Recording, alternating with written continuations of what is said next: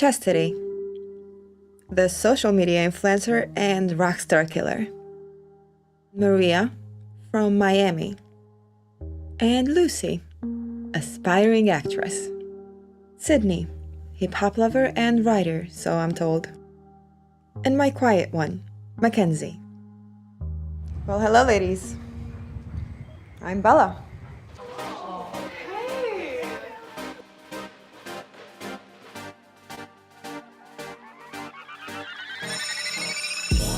I have a question for everyone.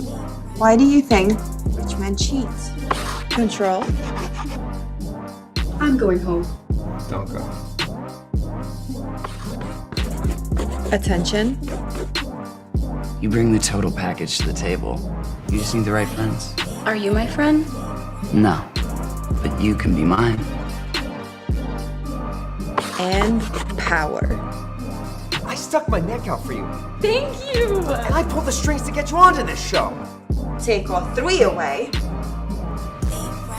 and he becomes desperate. So, what's with the apples? Well, it represents knowledge, wisdom, beauty, and power. Here, you will learn how to gain ownership of all. I'm gonna send you the money for the ticket, and I already have your room set up at the Palms. You do that, babe. Because once you have possession of the apple, no man alive will have power over you. You make it sound so easy. Oh, it's not easy. Brett, look, I'm sorry. Save it! Save it! I get no auditions. I'm gonna stop you right there. I get no callbacks. I really need to get upstairs. They stole all my money. I don't know who the fuck you think you are, but you're no better than the rest of us. Right now, they have a do not disturb until this afternoon. If they call you, great. How is he gonna call me if he doesn't? If not, charge it to the game. Make no mistake, ladies. In order to succeed in this game, you must be willing to play it out till the very end. This business is all types of savage. What are you doing? But if you follow my blueprint, I guarantee you will become a millionaire within the next 3 years. Possibly way earlier. So, are you ready to take that step? Another day, another dollar. Ain't about money, don't you holla. 100 miles and racing, and that money conversation be my only motivation, yeah. Hey everyone, it's your girl Catherine Nunez, and you're watching Real Talk with the director and the counsel on the IE network.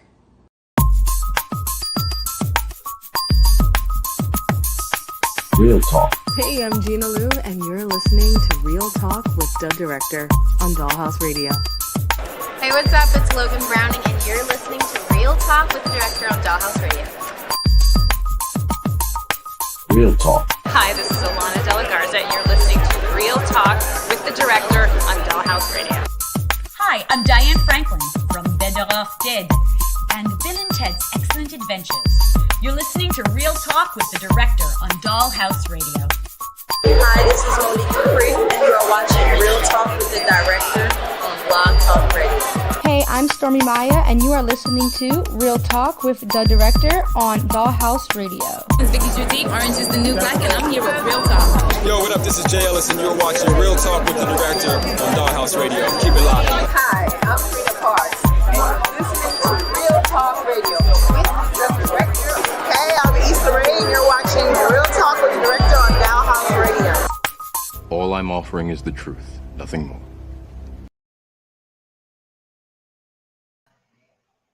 And nothing less. What up? Welcome to another edition of Real Talk with the Director and the Jedi Council. I am the Director. We'll be with you for the next 120 minutes or so. Real Talk is brought to you each and every Monday by B2S Media. Ooh, you see that? Yeah. We broadcast live via the World Wide Web on youtube.com/IE Network TV. Twitter, of course, and the social network itself, Facebook, aka Meta. What up, people? Shout out to people in the chat room. Thank you for coming through. We love you. We love you. We appreciate you. Make sure if you have not, hit the subscribe button, hit the like button, coming through the door or going out the door, whichever way you want to do it. Just hit it. Share it with your friends.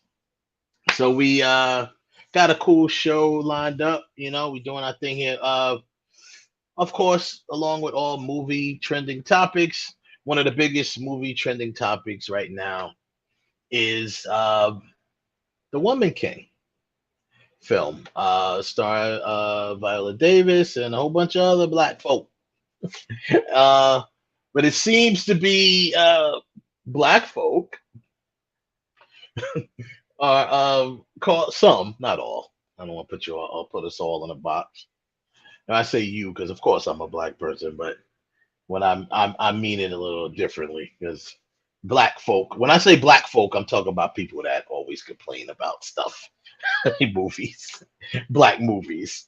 But anyway, I'm gonna start off by saying I have not seen the film. Not for the reasons that people may think or people may want to know, but I just don't like. I like period pieces. I'm not big on slavery movies. Like I don't like anything. The only reason why I like watch Django Unchained because it played out like a Western, right? So like, but I don't like slave films. Now, I understand that this isn't just a slave film. It's not like your typical slave film. I get it.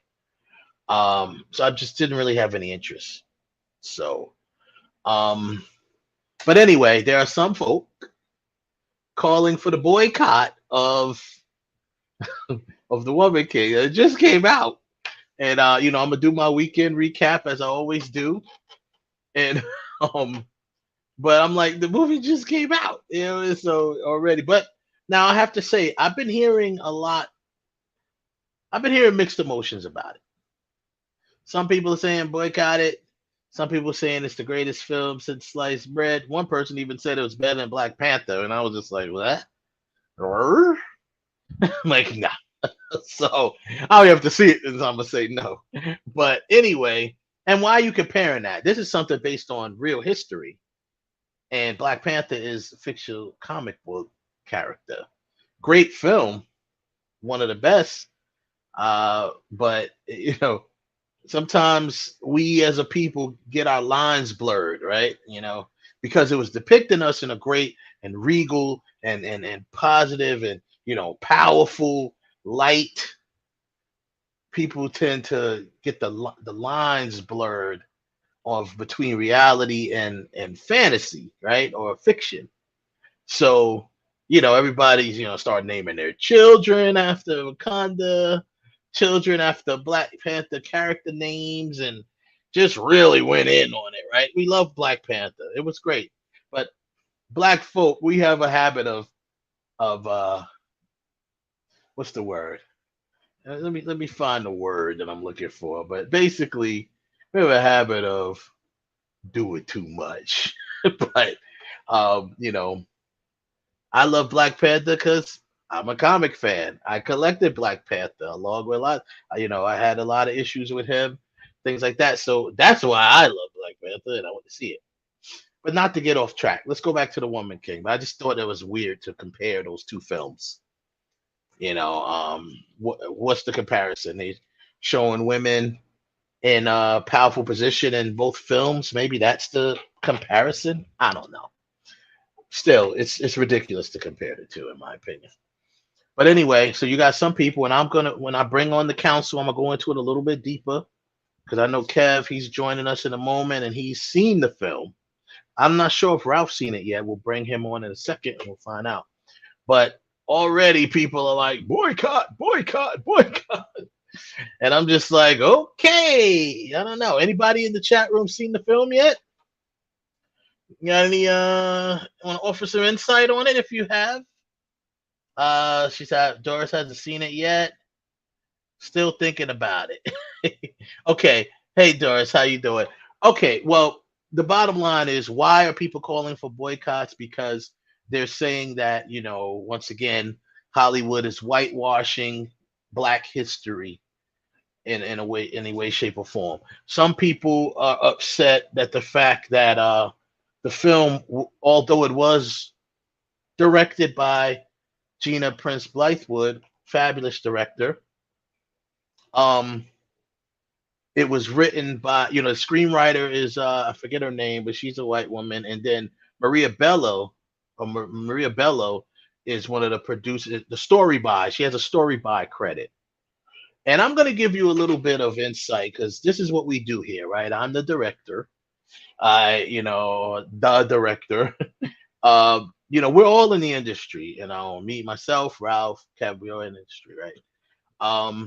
Also, I just recently signed with an agent, a Hollywood agent, who's, really schooling me to this Hollywood game, right? I'm an independent dude all day.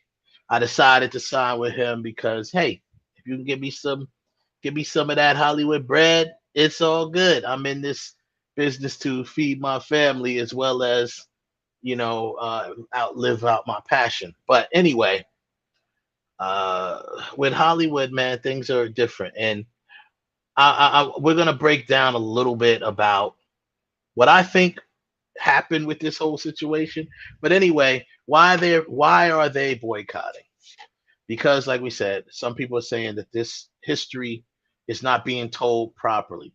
Now, as you know, Black folks get up in arms about stuff like this all the time. I believe we're not the only ones that do it. Like other like Jews might get but to be honest with you, I can't really say Jews because I don't know what they've really had. Most of the movies are produced by Jews, so they may not have had any inaccuracies. But anyway, we're not the only race that do it, but we do it a lot. When the Black Cowboy movie came out, with Harder They Fall, there was a whole big fallout about Zazie Beetz. Then they went into the colorism thing, and they want Zazie Beetz playing the Stagecoach Mary or whatever, Stagecoach Sally, whatever her name was.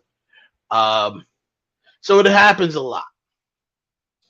That wasn't a whitewashing thing. That was a colorism thing, right? So if it ain't whitewashing, it's colorism. But they're saying that, it's whitewashing, whatever. Well, it's a fact. This is a fact.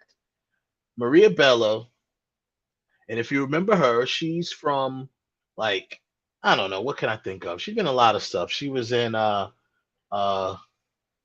History of Violence. She was in Coyote Ugly. That's probably one of the most known films she was in. Like, people would know her from that.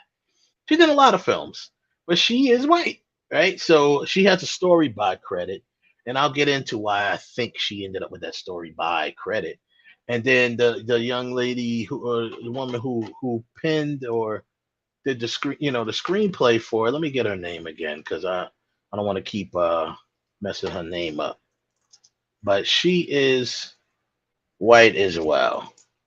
So that's one of the main gripes that I've heard about this film. Her name is Dana Stevens. Yeah, Dana Stevens. And Dana Stevens is known for the film. She wrote the film Fatherhood for Kevin Hart, City of Angels. So she's like, she's got some decent joints under her belt. What else does she write? For the Love of the Game, Life or Something Like It, City of Angels, Blink. So she's got a little bit of she's done some rom-coms, she's done some suspense and stuff like that. So and she's done some dramas, right? So she is the writer, screenplay by. That's the credit that they have via IMDb. So before we bring in the council, let me do what I always do, and that will be the weekend recap brought to you by BoxOfficeMojo.com for the weekend of September 16th through the 18th. Okay, number 5, Bullet Train made $2.6 million. Number 3, See How They Run Made 3 million. That's a number 3. Number. How do I? Yeah, I did graduate college, people. I do know how to count. I don't know why I said number 3, but anyway, number 5, number 4 is to see how they run. Number 3. Here we go. Good old number 3. Pearl made 3.1 million.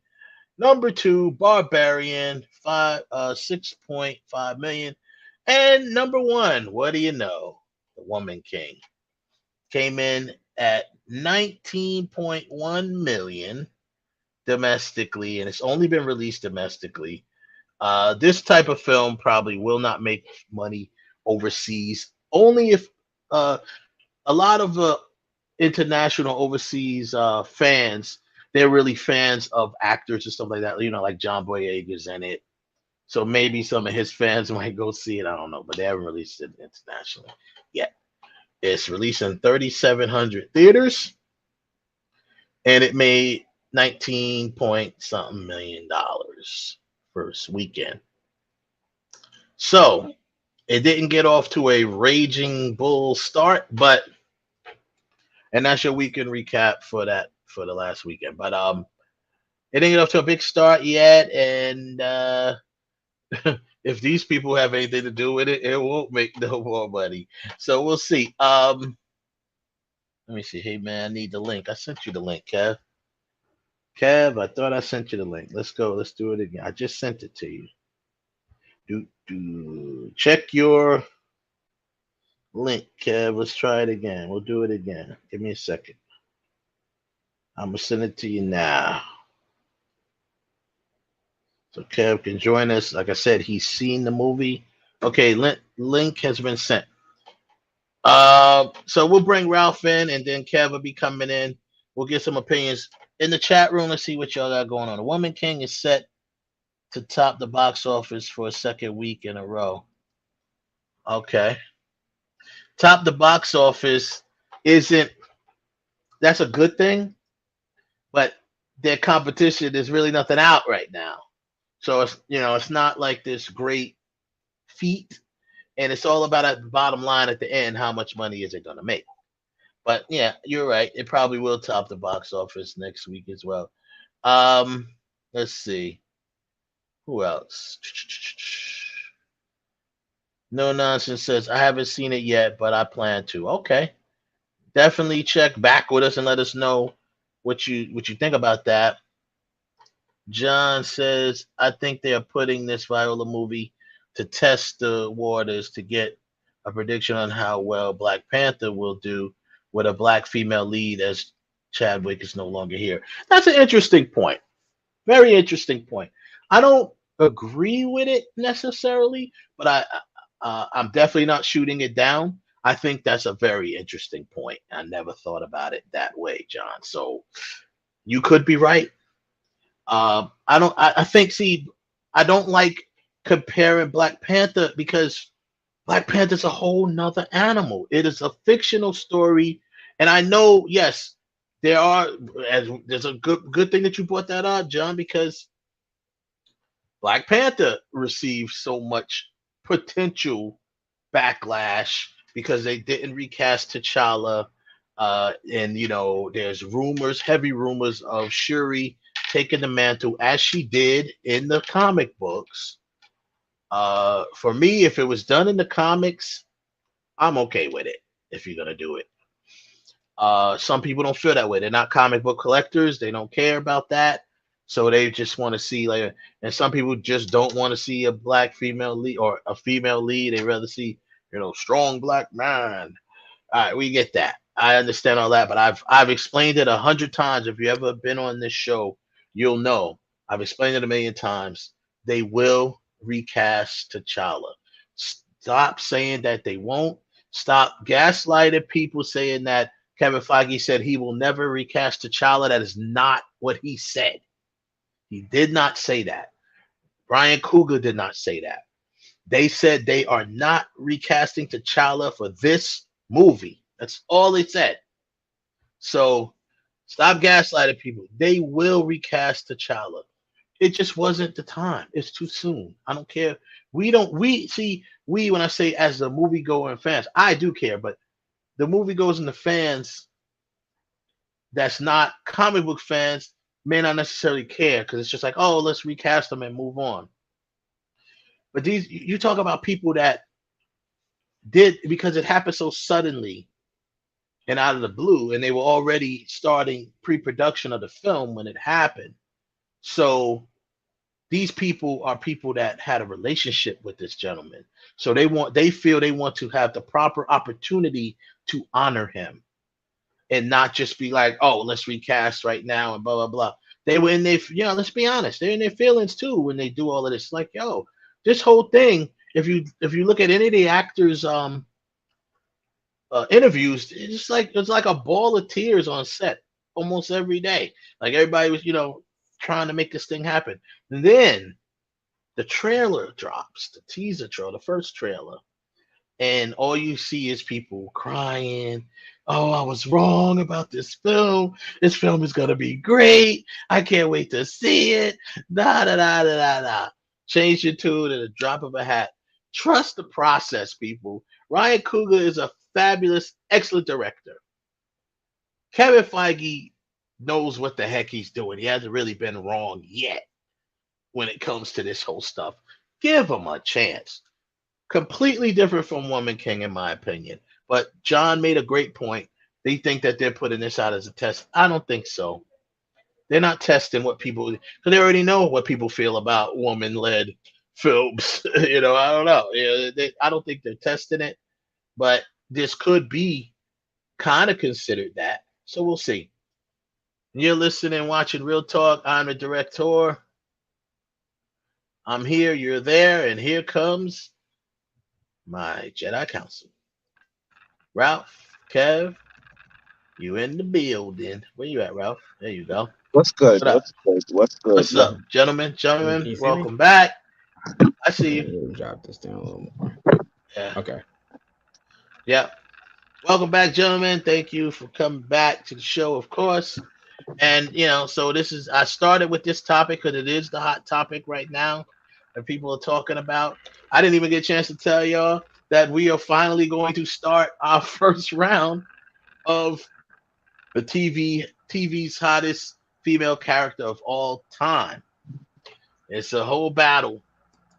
And we're doing first round with once again for the people who was there and maybe not know. We have, taken. Ralph has done extensive research. He does with all our tournaments. He's done extensive and in-depth research. And we have until the next split. Went and scoured the whole television world from 5 decades and came up based on the criteria that we created, different female characters throughout these decades of television shows. You'll see as we do it, some of the people that we have, we broke them down to a field of 64, just as like a NCAA bracket tournament thing, and they're going against each other, just like we've done this in the past. We've done it with movie scores or whatever. I think we've done it with action. Well, we did it with Action Heroes. I think we did it with Action Heroes one time. We did it with sequels, movies, Action Heroes. Mm-hmm.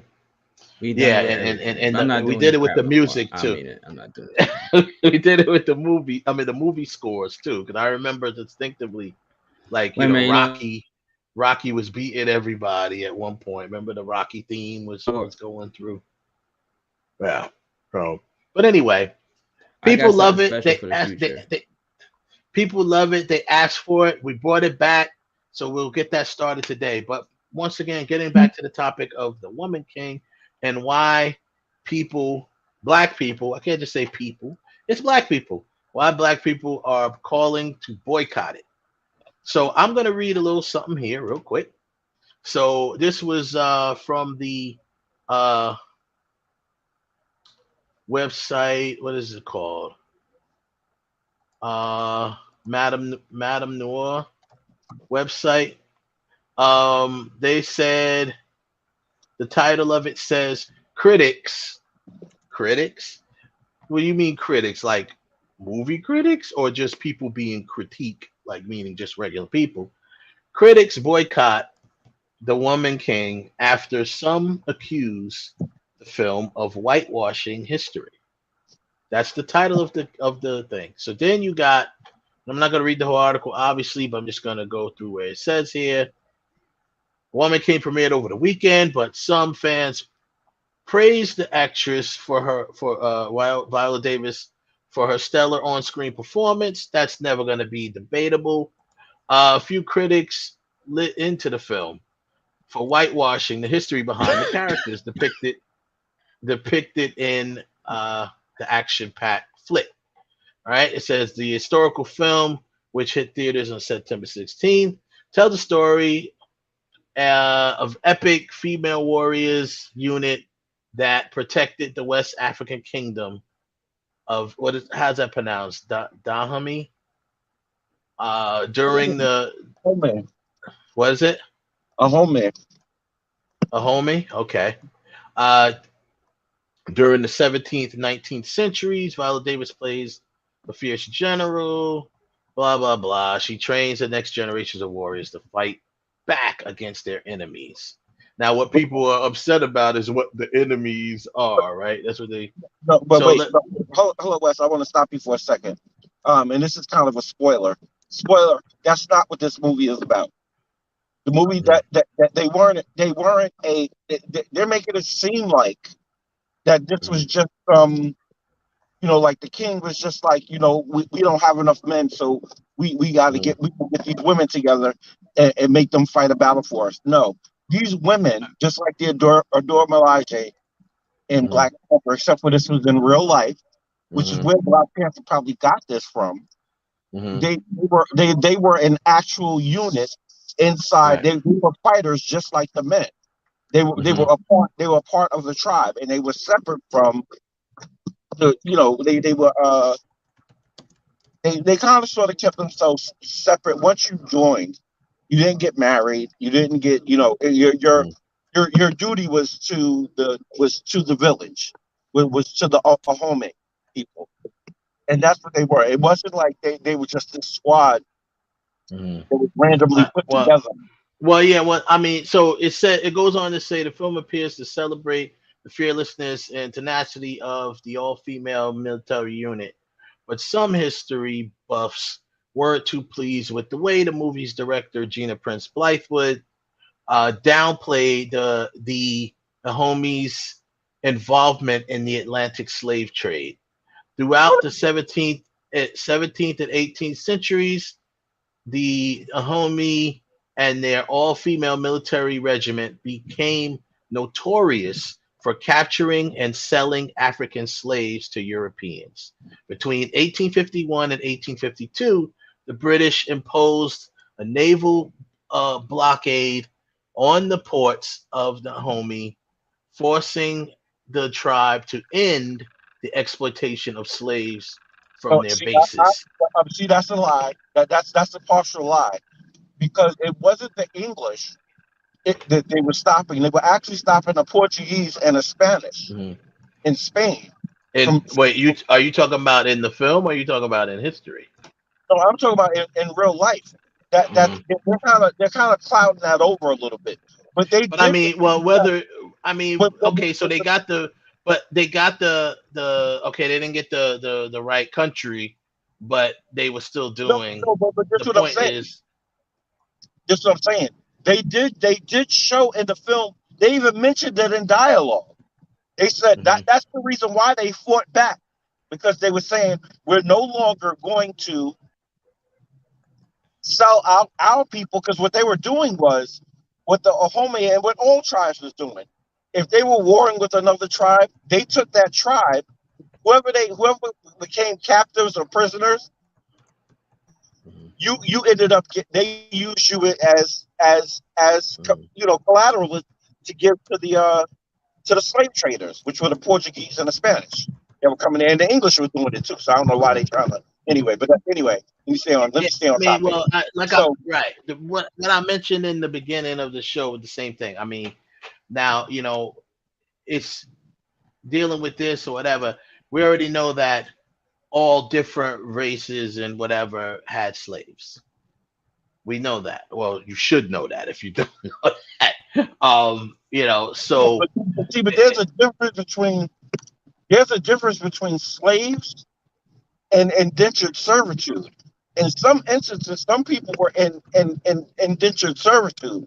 Like if you had a debt, you paid your debt, then you gave your kids to your kids could end up being indentured servants. So there was a difference between slavery and indentured service. But they did. The bottom line is that whoever said that, they're lying, because they mentioned that they did mention that in the movie. That was one of the reasons why they went to war, or why the whole movie, that's part of the basis of the movie, is that they got tired of one of the stronger tribes that was taking their people. So what they said was, you know what, we're not going to do that anymore. Any prisoners we get, they're going to become a part of us, and we're not slave trading them.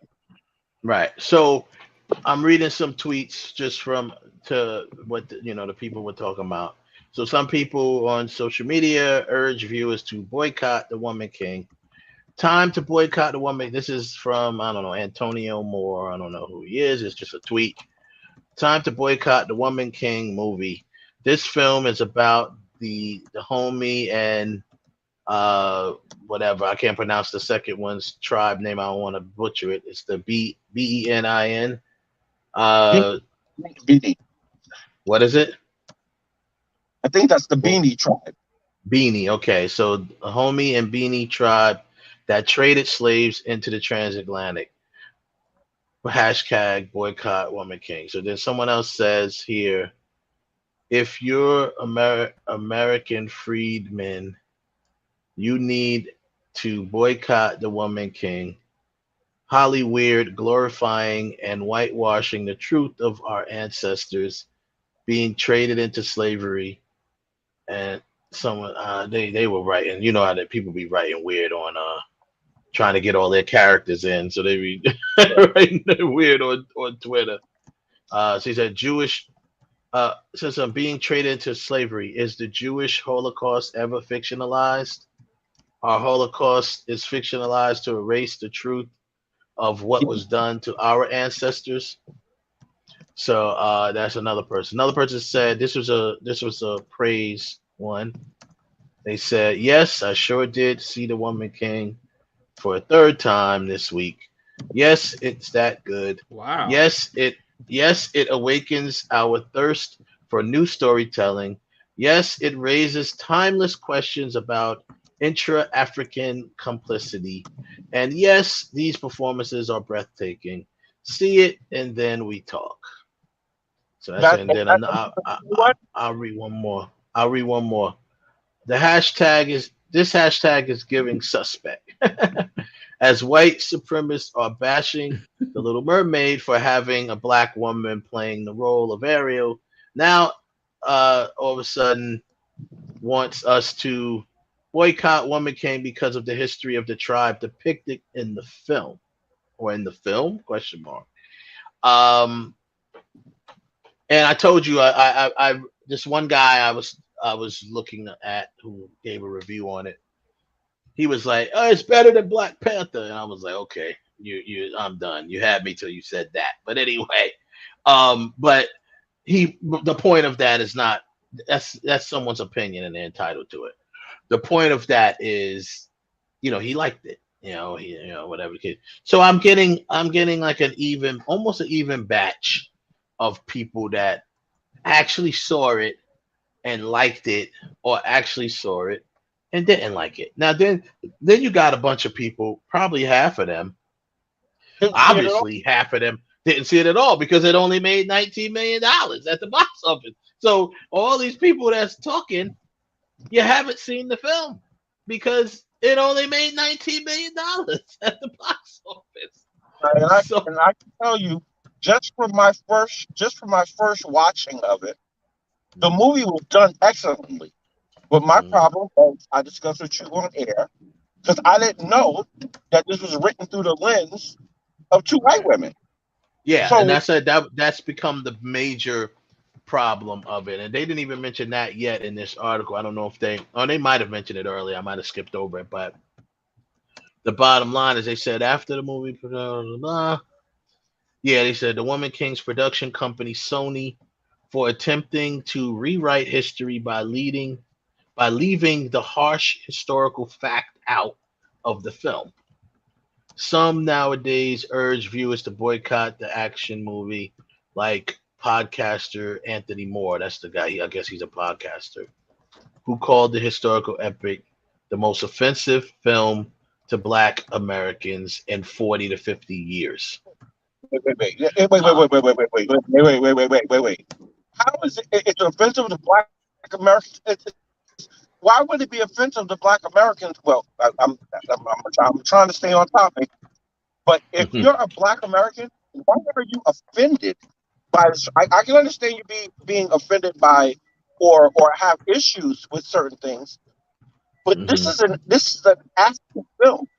This is about a West African tribes that were involved in slave trade and also were warring with each other. So why are you offended by that? I don't know. You cry about, we don't get no representation. We're not represented. But then when you're represented, you people do nothing but complain. Now, granted, there's nothing wrong with you having issues with the film. But to go as far as to say you're offended, what are you offended by? You were born here in America. Right. You weren't even a part of the slave trade.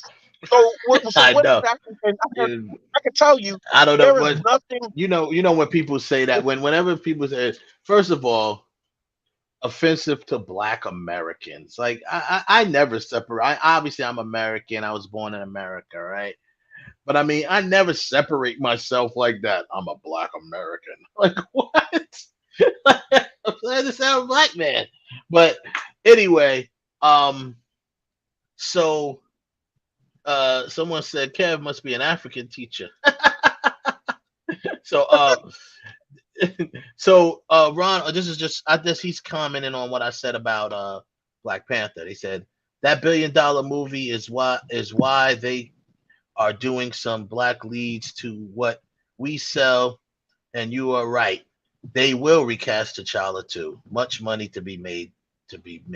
Of course, like I said, I said that. I don't know if you heard me, Kev, but I was just saying to people because when the other guy compared it to Black Panther, and I said, well, yeah, and then Black Panther. Remember, Black Panther for a while was getting a very heavy backlash, potentially when they because they didn't recast T'Challa, and there was rumors, not confirmation, that Shuri might take the lead, and then after that, outraged, and they went after the actress because of her points on taking vaccines and stuff like that.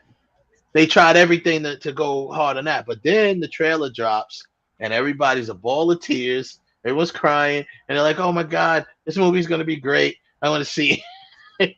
So, but like I said, and I was just schooling people on Kevin. Stop gaslighting people, saying that Kevin Feige said he will never recast the character of T'Challa. He never said that. And I try to tell people like Kevin Feige never said that. And they talk about some other guy. If it didn't come from Kevin Feige, I don't want to hear it. I don't care if some other producer or the freaking janitor at Marvel says, yeah, they're never gonna cast him. I don't care. I don't care. Kevin Feige has the first and the last say on what happens with these characters. And he never said it. And until he says it, I'll never believe that they won't. But anyway, so yeah, moving along with that. Once again, here's my thoughts on it, and I'm address what you said too, Kev. I mean, now that was the biggest complaint right now that I'm hearing is the fact that Dana Stevens wrote it. I guess she is a white screenplay writer. And she wrote the film.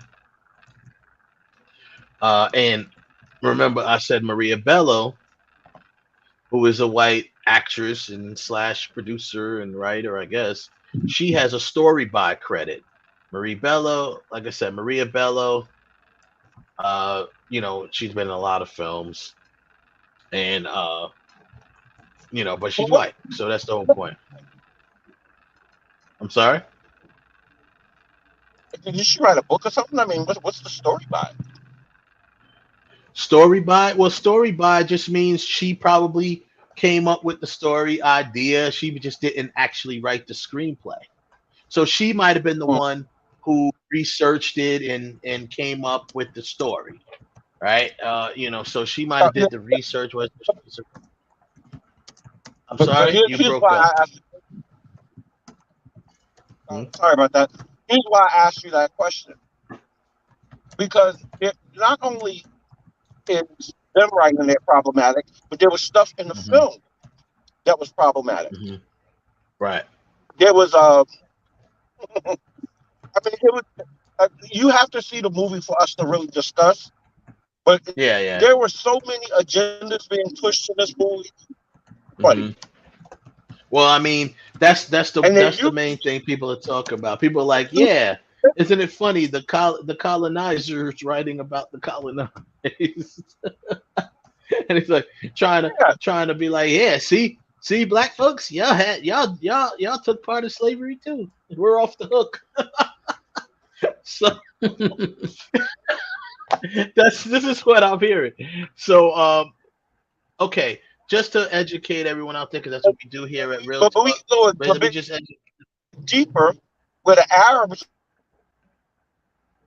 Let me just educate them a little bit before you get your education on, Kev, the history teacher. No, he said a black history teacher, whatever they said. Anyway, when we say the word, when you ask me the question, story by, so Maria Bello, I said probably came up with the idea, may have did the research, and here's what this is my opinion on this whole thing.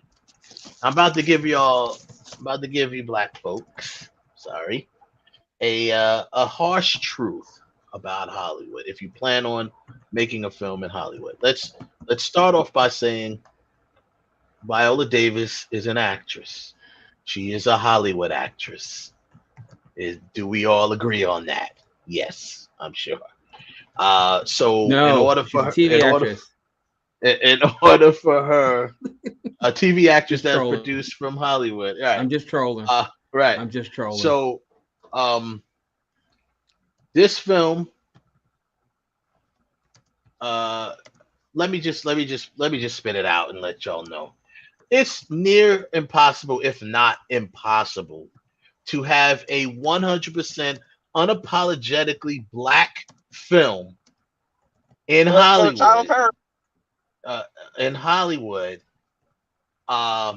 Without some sort of white person co-signing the project. Because guess what? There are no black gatekeepers in Hollywood that greenlight films like that. It is they're all white. Right. They're all white. There's no black. And that includes Spike Lee. Spike Lee. Of course, yes. Spike is an independent filmmaker by trade, always to the heart. He's only done a few like Hollywood type films. You know what I mean? And most of his films have been considered independents and things like that because they had lower budgets. It wasn't until he got to like Malcolm X where he got like a big budget and stuff like that. But even that they didn't give him. That's a whole nother thing. They didn't give him. But my point is, that includes Spike Lee. And here's the deal. And we talked about this off air as well, Kev. Even Tyler Perry, okay? Tyler Perry has the means to do it. He has the space. He has the pull. He has the money. He has the means to do it. But I don't know if he would have done it. And I mean, I just don't think, I don't know. You know, so if he would have, if there was you would think if there was a inkling of a chance that he would have, maybe they would have came to him. But once again, you had people like, you know, every film how Hollywood works, and this is coming straight from my Hollywood agent slash manager who's been out in that business for 30 years. And he tells me, he schools me on stuff like that because I'm an indie guy, you know. And I've been saying, he just confirmed what I already knew. Hollywood works a certain way. All right. That plain and simple. It's like a country club. Okay. If you don't have that membership, you better know somebody that does, or else they're not fucking with you. Excuse my language. They're not messing with you. Period. Okay. So Maria Bello, I believe, was that Hollywood connection that probably called in some favors, probably said, I want to do this project and I want to do this, blah, blah, blah, blah. And because that's why she got the story by credit, because it was probably just her idea. Dana Stevens, who wrote it, did the actual screenplay for it. And I hear people saying, I can't believe Gina Prince Blackwood, she must have had some influence. It had to be her vision. I said, it's your vision as a director is to take what's on the paper and visualize it. All right. And make it whatever. And that's why some of the things that people might say was changed or whatever the case may be, it could have been changed by her. It could have been, but she doesn't have a writer's credit on it. She just, she directed it. She's a director. So yes, visually, the story is yours to envision and stuff like that, to bring it to life. That's your job, right? So I don't think she had any real influence on the writing part of it. I'm sure all directors get a chance to look at the script and they can make suggestions, they can make changes, they can make adjustments. And I don't think these white women coming to the table is going to be all like, no. If a black woman wants to say, that doesn't seem too authentic, and they be like, no, I wrote, they're not going to be like that, So, yeah, she probably has some influence on it, but the bottom line is this: the people have a problem with, and just like Kev said, with it being told through, the pens, so to speak, of women, to white women. So their story to tell. Yeah, it's not their story to tell, right? But here's the deal. Who look, and I don't know this for sure, Kev. I want to ask you this though. Since Maria Bello and who else? Let's see. While I'm over here, I'm gonna look at some of the producers. But since Maria Bello has a story by credit, it's very possible that she was one of the first people involved in this film. And I'm gonna be honest with you, I almost can tell you that this film was probably written before it even got funding. It was probably put together and written, and then they went out to get funding for it. Probably got Viola attached to it, and that's how it works in Hollywood. You write a script, you get someone attached to it that the studios would be interested in taking and putting in there so they can make money. And then you try to shop it and get it. You don't take a script that has nobody, unless you're selling the script. If you're selling the script, you could take a script that has no one attached to it, whatever, because then they're going to buy it from you and envision who they want in the film. But if you have a film idea and you want to take it to Hollywood and say, hey, here's this, you bets to really have somebody attached to it of some sort of name. It doesn't have to be super, they either attach Gina Prince Blythewood or they attach Viola. One of them, because it says here, these are the writing credits. We already said the writing credits. Dana Stevens and Maria Bello, right? Those are the only two writing credits. Produced by Maria Bello. She's a producer. There you go. So it was her idea. She's the producer. She is the sole, not the sole producer, but she is the producer. One of them. It was probably her idea from the beginning. Viola Davis is credited as a producer. So that means they probably attached her first. Gina Prince Blythewood was probably brought on later to direct the film. But Dale Butler, Viola Davis, Kathy Shulman, producer, produced by, Yeah, so there you go. Here's my thing is two things. One, granted, all right, story by whatever. She came with the idea, blah blah whatever. But like I Yeah. said, it's not her story. B is why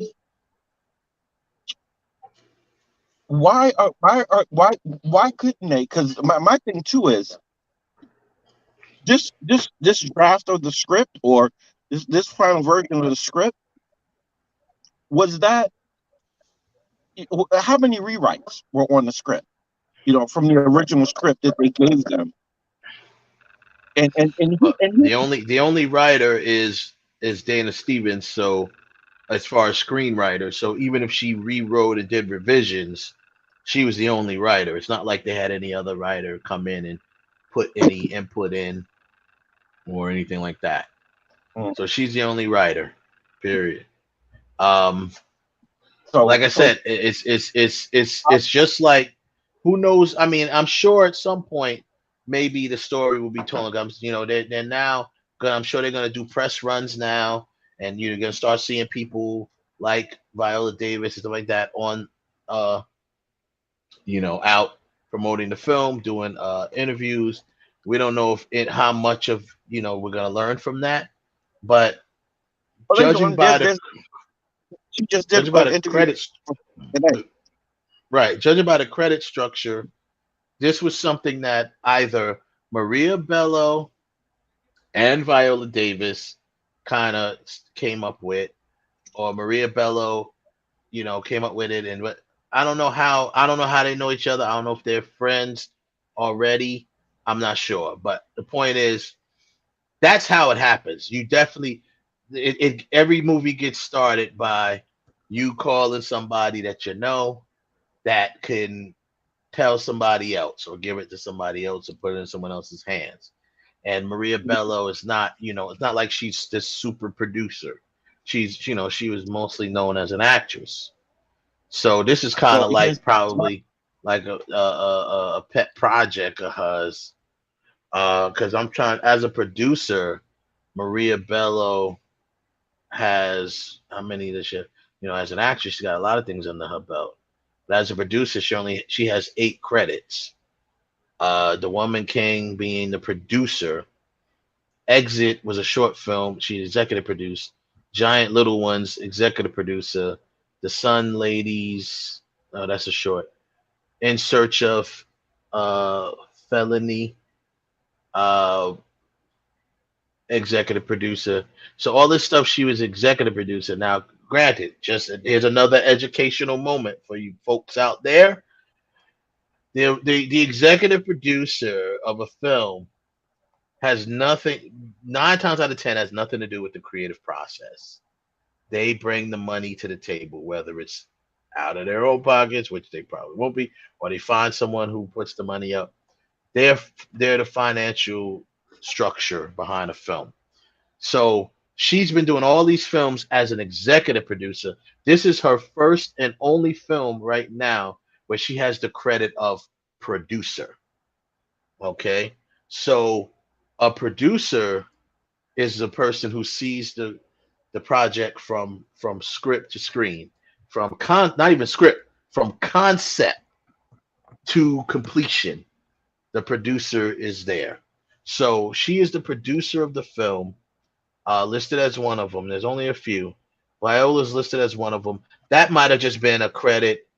A lot of times that could just be a credit that was negotiated by Viola and her team because she is the name and she's going to sell the film. They probably say, hey, negotiate a producer credit for me, whatever. Or she could have been highly involved with it. I don't know. I haven't heard anything about that. I haven't done that research. So bottom line, and Kev, I'll let you make your final point on it. But bottom line is from coming from a perspective of someone who has not seen the film, and honestly, it has nothing to do with the film itself. I really don't have any interest in seeing it because I'm not really interested in films like this. I'm not interested in anything that involves slavery. I'm just not interested in it. I never have been. It took me forever to watch it almost probably took me 12 years to watch 12 Years a Slave. You know, like I'm just not interested in those type of films. So, from a person who haven't seen it, whatever, I can tell you this: the cold hard. I'm gonna give you the facts. Yes, the facts are two white women wrote this film, and that's a lot of people have a problem with that. I'm gonna give you the facts. Like I said earlier, it is, if not next to impossible, it is impossible for you to do a film that is 100% black produced, written, led, and it be a big Hollywood film without at least one white person co-signing it. It could be a big film that's black produced, black directed, and black led, but guess what? There will be at least one white person that has to co-sign this film, or else it's not getting through the gates. This is what I'm trying to. You have to understand. It's not getting to the gates, through the gates. And you got to have, and on top of all of that, you got to have at least one white savior in the film. Well, that's what they're gonna make. That's what they're gonna make you put. They're gonna. You have to, because they're gonna say, well, listen, I'm not gonna co-sign. I'm white. I'm not gonna co-sign a film that basically says whitey ain't shit. I'm saying we gotta have at least somebody in there that evens out the play. They even had that in Black Panther. You know, so you gotta have someone in there that evens out and represents the white. That's not terrible or a monster or this or that, you know. So you have to show the eyes. Yeah, right. So that's pretty much how that is. I hate to tell y'all that. And someone said also, I'm not interested in those films. I agree with you. I'm not in Sexy 60. I'm not interested in those type of films either. Like I said, I watched the Django it's called Django. I watched Django because Django played out like a Western. It was like a spaghetti Western. Yes, it had slavery stuff in there, but Django was a Western. That's why I watched it. I didn't consider that a slavery film because it really, I mean, yes, there was slavery in it, but Django was a freed man. You know what I'm saying? So, yes, it was slavery in it and it had all this stuff in it, but like I said, it was a Western. It played out like a Western. Right. Yeah. So I didn't, but I'm not really interested in those type of films. Like I said, it probably took me at least 12 years to watch 12 Years a Slave. I think I watched it one time when it was just on TV. I was like, oh, let me watch it. I didn't run out to go see it. Didn't care. Even after it won all those awards, didn't really care. I mean, you know what? Slavery movies messed me up all the way back with Roots. I was done after Roots. You know what I'm saying? So I was like, you know what? Okay, I'm out. I don't want to see these type of films or TV shows really. But so you know what? And that right there, right there is the reason why Hollywood will always try to control what we'll see because of, and I'm not talking to you, but I'm talking about on the flip side of that. Yeah, I know. They don't want. It's just like they do. It's just like they're doing with the schools and trying to reverse. You know, oh, I don't want my child to feel bad because because of what some other European American did. It's not my child's fault, and they shouldn't feel bad for it. It's not a point of your child feeling bad. It's history. It's something that happened. History. But what it is it's your child realizing, okay, you can't change the future unless you understand your past. Yeah, understand your past. But go ahead. That's a great point. Go ahead. I'm gonna talk on that. You keep repeating the same behavior. How can you expect a different outcome? Things ain't gonna change until you start to let go of, or at the very least acknowledge, okay, this happened. And the last thing I'm gonna say, and this is kind of off, it's on topic, but it's off topic. Y'all out here talk about asking for reparations.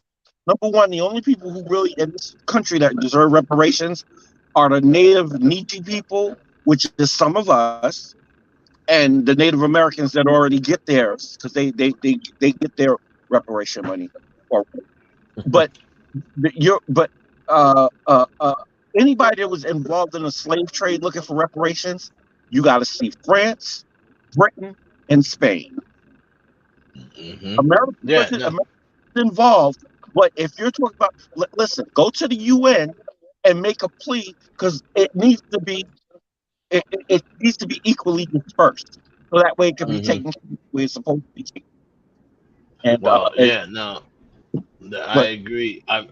I think that, like I said, it's gonna be interesting to see how this plays out. How many people are going to, because people are quick to jump on bandwagons, and they'll like, I mean, like I said, I didn't see the film, but I did research on it and stuff like that, and I'm just like I said, I never had interest to see it from the beginning. So this news about Maria Bello and everybody else, it doesn't change or it doesn't sway me in either direction.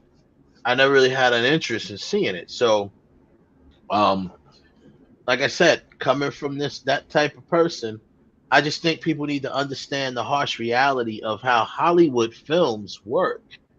And if you're gonna go so that's just like you say, let's be honest. I mean, Black Panther was great and depicted us in a great light and powerful and this, that, and the other. But Black Panther doesn't happen without Kevin Feige, who is white. So, the bottom line is just, yes, Black Panther was helmed by a black person. One of the producers, but Kevin Feige is producer. So you're not getting away from it. It's not getting, until the very few, black people that have the influence and the money decide to become gatekeepers. I'll put it like this. Yep.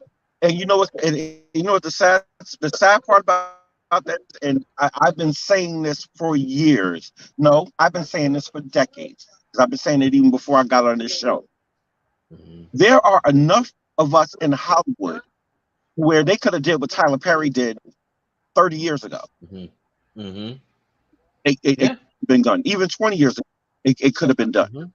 But nobody, everybody, we have to go through them. It's just like when Dame Dash, what's his face from Murder Inc., and Jay Prince got together to start their own distribution company. And another thing that Jay messed up and did allegedly, it's whispered into somebody's ear and said, "Hey, look, this is going on over here," and they shut that down. That was part of the reason why they sent the feds on Irv and his brother. They tried to kill Jay Prince. And tried to kill Jay Prince. Got Irv, got the feds at Irv. They were trying to do all these things, but you're right. And yes, the bottom line is we don't have any in place, so you're not getting around it. Now what Maria Bello could have still produced this film, but what she should have did to be more responsible was hire a black screenwriter, and preferably a black screenwriter with some experience or at least some history that around this that could really help bring, what I'm saying? To me, that would have been more responsible thing to do. Just like I said, Kevin Feige produced Black Panther because he produces all of the Marvel films, but he put people in place that were going to do the story justice. He put people in place who could do the story justice. Yeah, even the guy. I'm sorry, I didn't mean to talk over you. What's the guy's name? Ludwig is what's his name? The guy who does the music most. Ryan Cooper. Yeah. Ludwig, whatever his name is. Even when he does anything that had to do with Black Panther, he went and dug. They did homework. Like they physically up and everything, went to all the way Africa. down to all the way down to the wardrobe and the actual dialect and stuff, and then they took a couple of different dialects and created their own, like the Wakandan language. Yeah, it was from that South African. It's one of those South African. There's one of South. Yeah, it was a combination of things from that. But yeah, what you call it? Yeah, that dude who's the producer. They're all the same. So, like I said, it's just not. it's unavoidable. You cannot do a film in Hollywood because, like, I remember what I'm saying. I have conversations with my agent almost every day, and some of the things that he says, I bring things up to him on the independent side. His first response is, "What? Who's that? I don't know that person. Who is that?" And that's how they are out there. That's just the way it is. So it's like, oh yeah, I got this. Who you got director? Oh, I got this person named Wes Clark. He's really good director. He's very versed on this type of stuff. Who is that? Who's Wes Clark? I don't know that guy. Who is he? Yeah. What has he done? That's the what has he question. done? Yeah, that's the second question. What's he done? If I don't know him, maybe I can know him. What's he done? He's done a few independent films. No, I don't want that guy. You know what I'm saying? So just like that's just the way it's gonna work. Yeah, that's the way it's gonna work. Yeah, call it right. Right, yeah, call. But if they say, well, he's only done a couple of independent films, but he's got this film and he's got Viola Davis attached to it. Okay. Now we might be able to talk. She can sell some tickets. You know what I'm saying? So she puts asses in the seat. They'll tell you. No, they won't. They say she could put asses in the seats. Yeah, she can put ashes in the seats. So therefore, okay. So what else? Tell me some more about this guy. Bring him in. Let's meet him. That's what's gonna happen. They're gonna bring you in. They're gonna meet you. They're gonna see if they like you, and if they don't like you, you're out. That's like simple. There is no ifs, ands, or buts. I don't like this guy. Nah. We're either not taking the film or we're gonna pay him to go away. You know what I'm saying? That's what's gonna happen. Put it into turnaround. Yeah, that is Hollywood. It is a country club. It is the biggest country club in the world. And if you don't have a membership, you better know somebody that does. And then you can come as their +1, get in, meet a few people, they get to like you. And then you get your Hollywood membership card, which is very easily taken away once they don't like you anymore.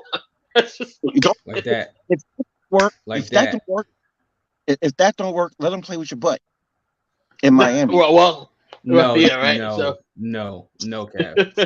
No, well, Cap. I mean that there some cases maybe that's true, but like I said, it's whatever the case may be, then. It's once they decide that they don't like you anymore, you're kicked out the country club, and then like right now, they've been a lot of people, believe it or not, a lot of people have been freezing out like Will Smith and stuff like that because right now they don't like him, so he's been getting a little trouble here and there, whatever a little pushback, whatever the case may be. He'll be able to overcome it because he's Will Smith. He's been in the business for a long time, and eventually.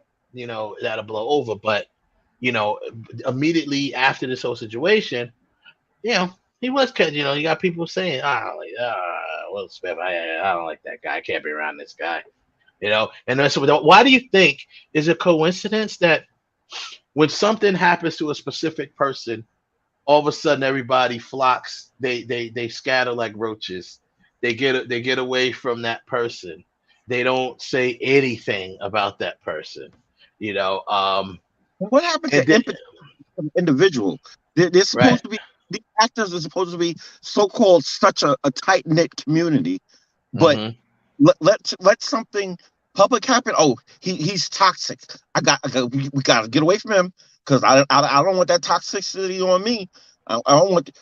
You feel sympathy for Will Smith. I mean, if you got Vivica Fox. Talk about I haven't spoken to Jada since the slap and running her mouth. Is something wrong? Like what happened to empathy?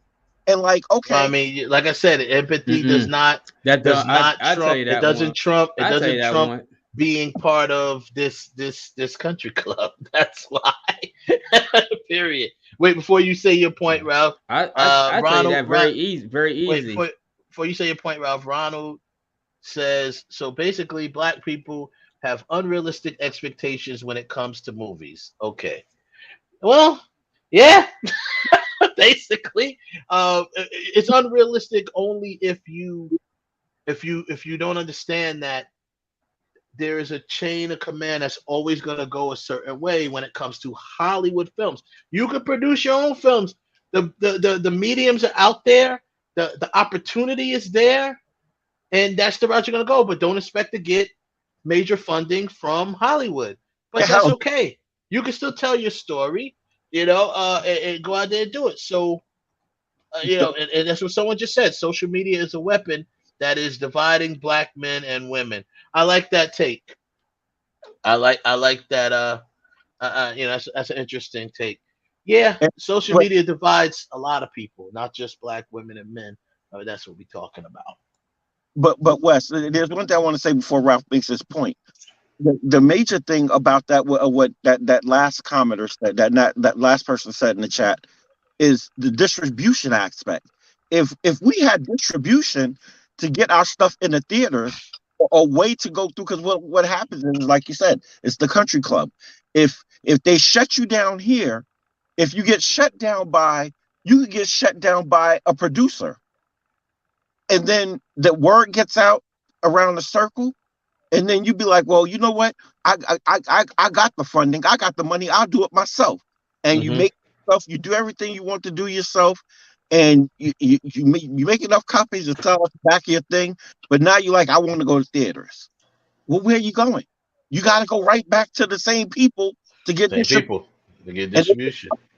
If you don't believe me, if you don't believe Kev, ask Nate Parker. Oh my God, that Parker. Nate Parker produced, wrote, raised the money to shoot A Birth of a Nation, did well at Sundance, won the grand jury and the Audience Choice Award. So that means audiences loved it and the judges loved it. Did great at Sundance, but once they decided that once Hollywood or the gatekeepers decided that they didn't want this story out there, they decided we're going to sabotage it. We're not just going to say no, because now we look like the white haters if we just say no. So now we're going to go dig up some stuff from him and then let the court of public opinion condemn him and let other people, condemn him in that way. Now we have an excuse to turn him down when you're going to go dig up some garbage that from his past that was never brought up before. And it was, he was acquitted of all charges. So, but you brought it up, it devalued the movie. And that's what they did. They devalued it. Go ahead, Ralph. Make your point that you were gonna say. No, I was gonna say, like, to answer that question about unity and all that stuff. There is no unity in Hollywood. It is always and will always be. It's about me. It's about us when everything is going nice and cool and calm and we're making money. But once you throw that wrench into the system, it ain't about us no more. Now it's about me. You do not want to be associated with someone that is toxic. And don't get me wrong, there's different levels of toxicity. Some levels you can go through and you just ride the wave and it'll be fine. But some of them you're like, nah, bro, nah, sis, I can't. I mean, just look, even though it's not really a toxic, but think about this for a second. Brad Pitt and Angelina Jolie, right? They broke up not that long ago, a couple years ago, right? When was the last time you really saw a project with Angelina Jolie in it? Right? And then think about when was the last time you saw a project with Brad Pitt? You know why you see Brad Pitt more? Because a lot of people really blame that breakup on Angelina Jolie, not Brad Pitt. So Brad Pitt is still, I mean, since this breakup, he has had same thing that Depp and Amber Heard is going through currently. Yeah. Amber Heard is going to get froze out. She's going to get froze out People are going to, she's going to get less work, and Johnny Depp is going to get the same amount, if not more work. So that's just the way things happen. And I mean, Amber Heard is looking to lose her franchise. She's looking to lose her franchise because of this. And whatever version of that DC universe if they keep creating, what let's say they do a third Aquaman or bring him into the Justice League, and he may have very well played a cameo in it. Nah, the discussion now is like, we need to replace her. Same thing with Ezra Miller. We need to replace him. they don't care how much, unless I'll take that back with Ezra Miller. Unless the Flash come out and it make $2 billion, then I say, listen, maybe we could work around it. With that, if they're saying that those audience scores were as high as they said they were, I got a feeling Ezra Miller ain't going nowhere. At the very least, he's out. He's out. He's out. They've already talked about. Yeah, they're gonna get rid of him. Oh, okay. Yeah, they're gonna get rid of him. The only thing that's going to stop that, save him. I'm saying the only thing, realistically speaking, that would change their mind is that the Flash comes out and it makes $2 billion. Right. If it's a might major get consideration. Right. If it's a major hit. I'll even say if it makes $1 billion, because DC movies don't make $1 billion. If it made $1 billion, then that could save him. But because DC movies don't really make $1 billion, so that's a big accomplishment for them if it came out and did that well. Will it is the question? Don't know. Probably not, but could be. It all depends on which story they go with. If they go with Flashpoint, it could make that kind of money. Oh my God, it could be. If they did that, Jesus Christ. Yeah. If they actually do Flashpoint, it could make that money. But here's the problem with that one. In order for them to get to Flashpoint, Ezra Miller, you got to get through the Flash first. No, well, I'm just saying. What I'm saying is if they use. Well, I mean, if they use some of the elements from this trailer that I've seen, they're using some of the elements of Flashpoint. Yeah, I don't know how deep they're going with it or whatever, but Flashpoint is just a storyline, of the Flash, and it could very well be the first movie out the gate because, once again, just like all the other movies, the Flash is a very, how old is that character? 50-something years, 60 years old. It's an old. Everyone knows, pretty much knows about the Flash, and because it's been a constant TV series that's been on, the TV series kind of took up for the origin. If you didn't ever know the origin of the Flash, just watch the first episode of the TV series. There's your origin. So they don't need to bring a Flash movie. They don't need to bring a Flash movie and go about his whole origin and spend half the movie talking about his origin. And plus it's Ezra Miller's version of the Flash, so he's already been kind of established from Justice League, And now, yes, you're gonna learn about his origin, but part of Flashpoint is based on his origin because the storyline of Flashpoint is him going back to save his mother from being murdered, because that was part of the thing that happened when he was a child. When he was younger, his mother got murdered, and his father went to jail for it. His father went to jail for it. His father got blamed. That's why you saw in Justice League he was visiting his father in jail, because his father was in jail because he got blamed for the murder of the mother. But the mother was murdered by somebody else. Yeah, but I'm not talking about the thing with the Flash. The Flash will be fine no matter what. It's Ezra Miller that I'm talking about. Ezra Miller, unless this Flash movie, right? Unless the Flash movie makes, I agree. If the Flash movie has to do very, very well, I think, like I said, if it makes anything under $1 billion, he's definitely gone. If it makes $1 billion, that's something that a lot of DC movies don't make. So that's something to consider.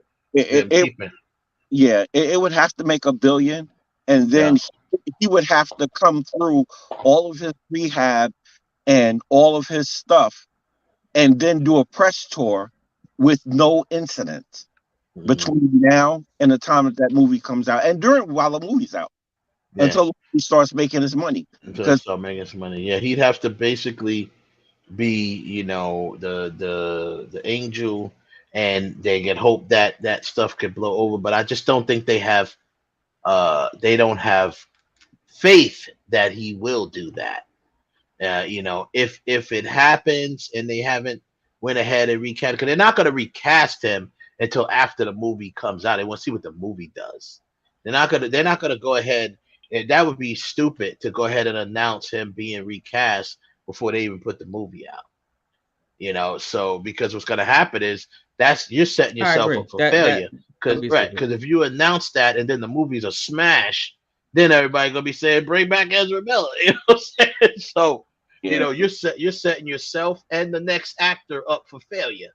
So they're gonna wait on recasting him as to what if the movie bombs, the next day he's being recast.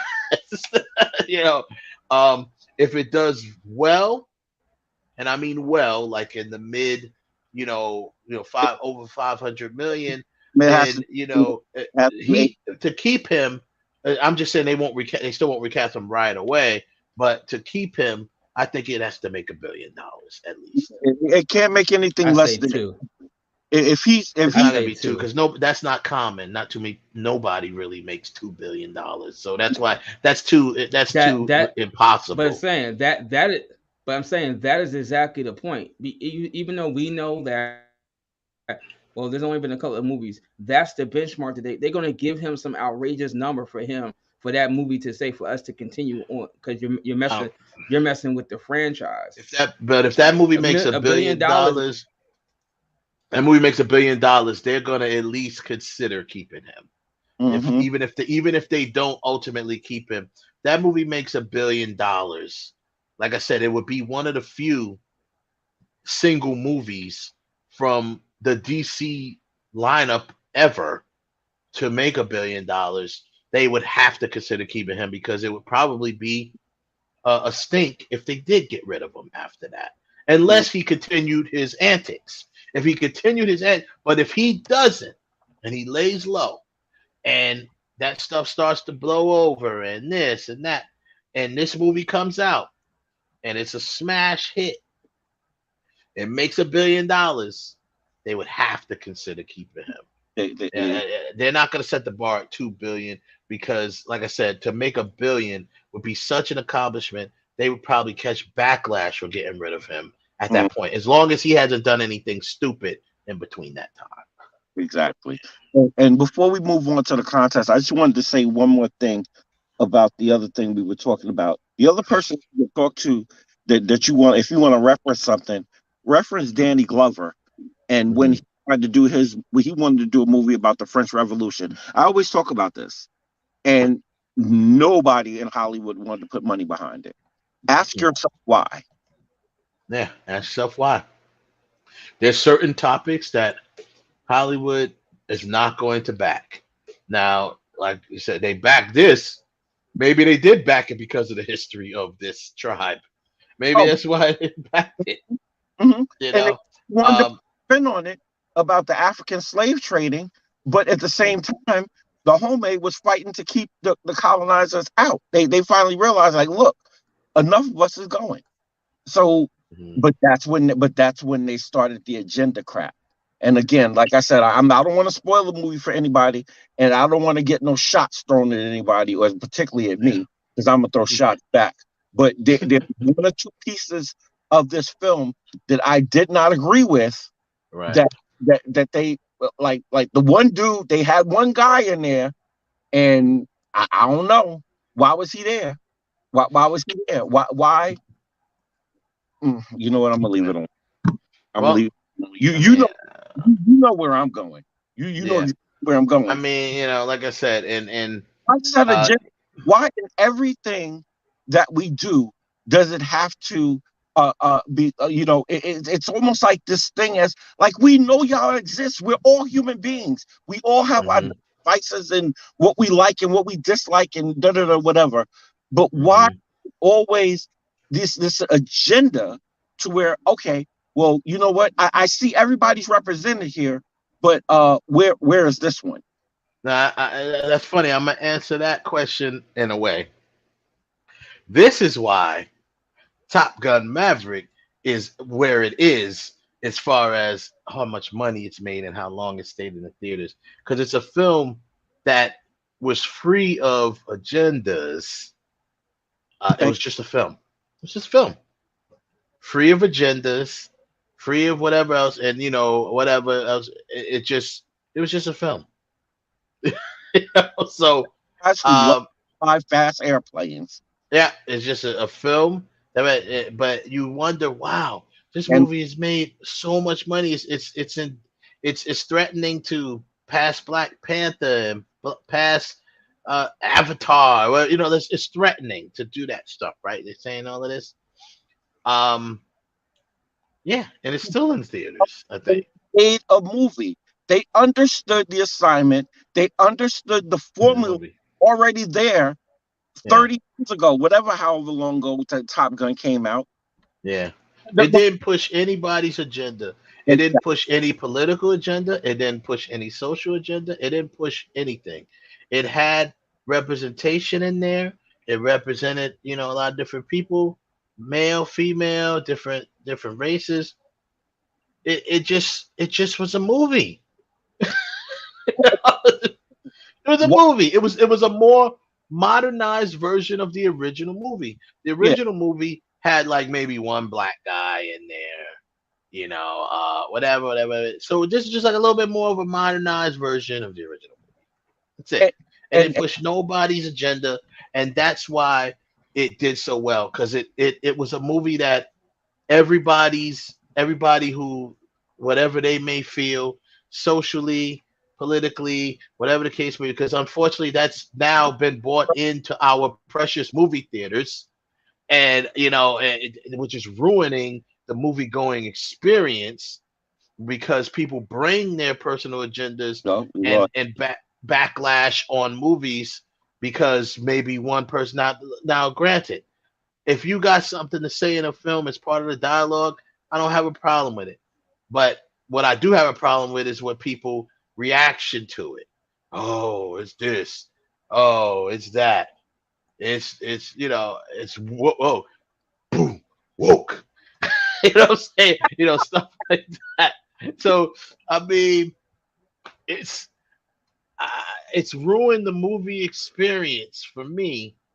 I mean, along with COVID, but I mean, just the movie experience, whether I'm at the theater or not, to hear people talk about this type of stuff, just kind of interesting. And I think if I would have gone to see this movie, I would have looked at it. Any movie that's a period, not a period piece, that's a historical movie. It's about like a bio, or it's about real people. I do the research. But just like I did the research on When They See Us, not When They See Us. That was the other movie. That was the Central Park 5. But The Harder They Fall. Sorry. Well, I did my research on that. I did not go all crazy about, oh my God, this person didn't really know this person. None of those people in that movie even really knew each other. As far as the real life people that they were depicted as characters, these people gang together, they didn't even know each other in real life. So I didn't go crazy about that. Just like I didn't go crazy about Stagecoach Mary. Of course, they made that a whole colorism thing, which that's a whole nother story. But regardless, that's what ruins the movie experience for me. It's like, this movie was clearly made, and the director that movie meaning the Harder They Fall, was clearly made as to be an entertaining film about, and that covered that used several historic Black cowboys and cowgirls, whatever you want to call them, from the Old West in the film. That's it. It wasn't trying to push an agenda. It wasn't trying to tell a real story. It wasn't a biopic. It wasn't trying to, it was nothing. It was just taking characters from history and putting them in a film and just telling a fictional story. That's all it was. Yeah, That's all it was. It was just a Western And I still don't understand, like, oh, but we didn't say anything when we were watching Tombstone, and those Right. characters it was just Tombstone was basically the same thing as this, but it was just Tombstone. It took Billy the Kid, it took all of these Wyatt Earp, it took all of these Wyatt people Earp, yeah. and put them together in one movie. Whereas Right. you couldn't have, like, in some instances, those guys would never cross paths. Some of I those mean, obviously the Earp brothers, yeah, the Earp brothers, they were together, and Wyatt Earp, I believe, did know Doc Holliday, but I don't, they don't mean that they ran together like that. I don't know if he was part of his gang in real life, but Young Guns kind of did the same thing. Young Guns kind of put a lot of people together that were like notorious and knew each other and whatever, and they just, but that's just what it is, man. You create a story that's interesting that people watch. So now, like I said, in regards to the Woman King, it may not be the situation, but like I said, I probably would have just looked at it for what it was and go from there. I mean, hell, did anybody complain that Quentin Tarantino changed the ending of Once Upon a Time in Hollywood? I mean, he changed the entire outcome of what actually happened to with the Manson family and Tate, yeah, the actress. and he did that. I think out of you know what, I usually push it too far. Yeah, I ain't messing because with if he would have did it, he would have did it. Like, if Tarantino would have went in, he'd have went in, and it would have been brutal like it was in real life. And he probably would have. Hey, he's probably afraid of getting kicked out of the country club by doing that. in the same boat. Well, Mel Gibson was in the boat he was in for some other stuff. But when Gibson did Passion of the Christ, they was like, "Oh my God, yeah, how dare you?" But that's what happened. If you believe the story, that's the way it was written. That's what it was written to him. His people did that to him. Yeah, but exactly. Anyway. Yeah. So that, like I said, that's pretty much that. Ralph, do you plan on seeing the movie or no? I was actually going to go see it today, but my movie theater decided to start showing movies today at 4:00. Oh, and wow. I was looking at the time. I was like, I couldn't. Yeah, it's just. I really was going to go see it on Friday, but some things came up on Friday, and I wasn't able to make it. So I'm gonna try to see it this weekend. I do want to see it, because. I mean, I don't understand the whole hubbub with, well, it was written by a white person, because I mean, Viola Davis is also credited. Viola Davis's husband, who's black, credited as one of the producers of this movie. But like you said, the bulk of movies are written. Yeah, she is too. Mm-hmm. So, but I want to see it, and because it's still a Viola Davis movie. I think it's the first movie that Viola Davis' name is actually first on the marquee. So show us some love and just go see it, just based on that, Yeah. Because no matter if you thought that it's historically accurate or it's told from the white person's point of view. I mean, I get that point, but let's break it down to the real matter. There's very few movies with black African American, with black women in the lead that's on the front of the marquee. Go support the film. Support the film. Yeah. Right. No one said F the critics. I will see it this weekend. There you go. Yeah, of course. Don't I always tell people, good, bad, or in between, always make your own judgment. Go see the film and make your own judgment. As you can see, this entire time I've been here, I have not made any judgment on the film because I haven't seen it. And regardless of the fact, even if I go see it, yeah, like I said, you don't, especially the people that didn't see it. And apparently, with only $19 million made, people are not seeing it. So, go see it. You know what? But even with that number, I can't discount say people aren't going to see it. I think because the box office is so poor right now, right, that people are going. It's just not pulling. It's not pulling in the traditional numbers, and plus, you don't really have anything to stop it up until maybe Halloween. So it very well may pull in in total. I'm not I'm gonna saying give it that it's like not. about 25. All I'm saying is, as of right now, the opening weekend, people haven't, for whatever reason, Right. people haven't gone to see it yet. So what I'm saying is, how's it so many people with opinions on it when apparently a Ain't lot no of That people didn't see haven't it. seen it? Yeah. and Ralph, I want to I can give it the stamp. I can't give it the woke stamp, but I can give it the stamp. That number is definitely reflective of nobody going. I've been to the movies almost every day from Thursday. I went Thursday, Saturday, and today. Today, Jeepers Creepers Reborn.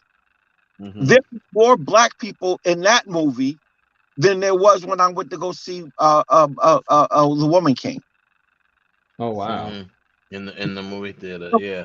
Probably in the Someone else, shout out to Jen Garcia, who has been on the show before, and she has her show On the Block with Jen. Go check that out.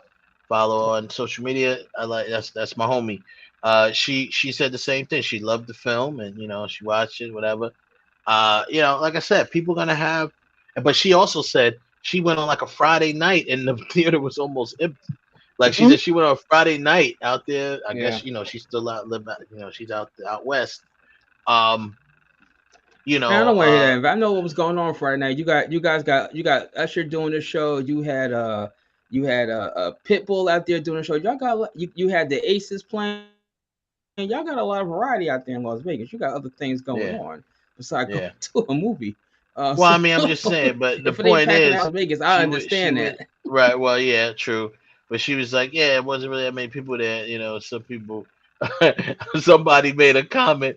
I thought this was funny. They were just like, "Oh, so it's not on streaming?" She's like, "No, it's only in the theaters right now." The person was like, "Oh, there's people at the theaters." That was funny. Wow. They're like, "Oh, there's people at theaters." You know what? Hold up, wait. I want to say something to everybody, and I don't think there's really nobody here that made fun of me of when COVID was when the theaters first opened back up, and I had my full face mask N95 on. Today, I was in Jeepers Creepers, and there was a guy in there with just a partial, like the what do they call that? The HEPA filter one, like the, but face mask. It covers your nose and your mouth, and it has the two round charcoal filters on it. Respirator. It's a respirator. Thank you, Ralph. He had his respirator on. Yeah. So people, that whole stuff is just ruined. I haven't really been back to the theaters. My experience is just, I don't know if I'm ready to adjust like that to sit and watch a movie. It's just the movie experience for me is just crushed. I'm it's 50, just crushed. I'm 52. I'm waiting to get I'm waiting to get a kidney. So basically, I'm slowly dying until I get one, and I have no other life but the movie theater. So I feel you. I mean, I'm not knocking anybody else to do it. I'm just telling you my reasons. I'm like, because of, yes, it's directly connected to COVID and not wanting to be around a bunch of people. And like I said, it's just, and it is part of, because when I did go to the theater to see Spider-Man, No Way Home, that was the last movie I went to see in the theaters. And like I said, I always say I bought 2 tickets, bought 2 seats, blah, blah, blah, blah. So nobody was near me. But the experience kind of, it didn't suck, but it wasn't great. I didn't eat anything because I kept my mask on. And it was just like, I don't know if it's worth it at that point. It was worth it to see the movie. I love the movie. But I don't have a good experience no more. So that's third or fourth time. Once you get used to being in the theater, you have to go a couple of times with a crowd in order for you to get used to it. Because now I can see if you go with you mean like go with people or go with a full crowd in the theater. like there's a little bit of a crowd in the theater. Like it like you go see There was a the crowd in Spider-Man. That was the opening weekend. It was full pretty much, except for the seat next to me, and then the seat next to that seat hadn't been bought either. So, but other than that, the theater was full, which is why I kept my mask on the whole time, and it just was it was an unpleasant experience. And I don't really, the only unpleasant experience that I had at a movie theater, well, I had a couple when I used to go to Valley Stream, and then Negroes would start shooting. But other than that, that was years ago when I was a kid.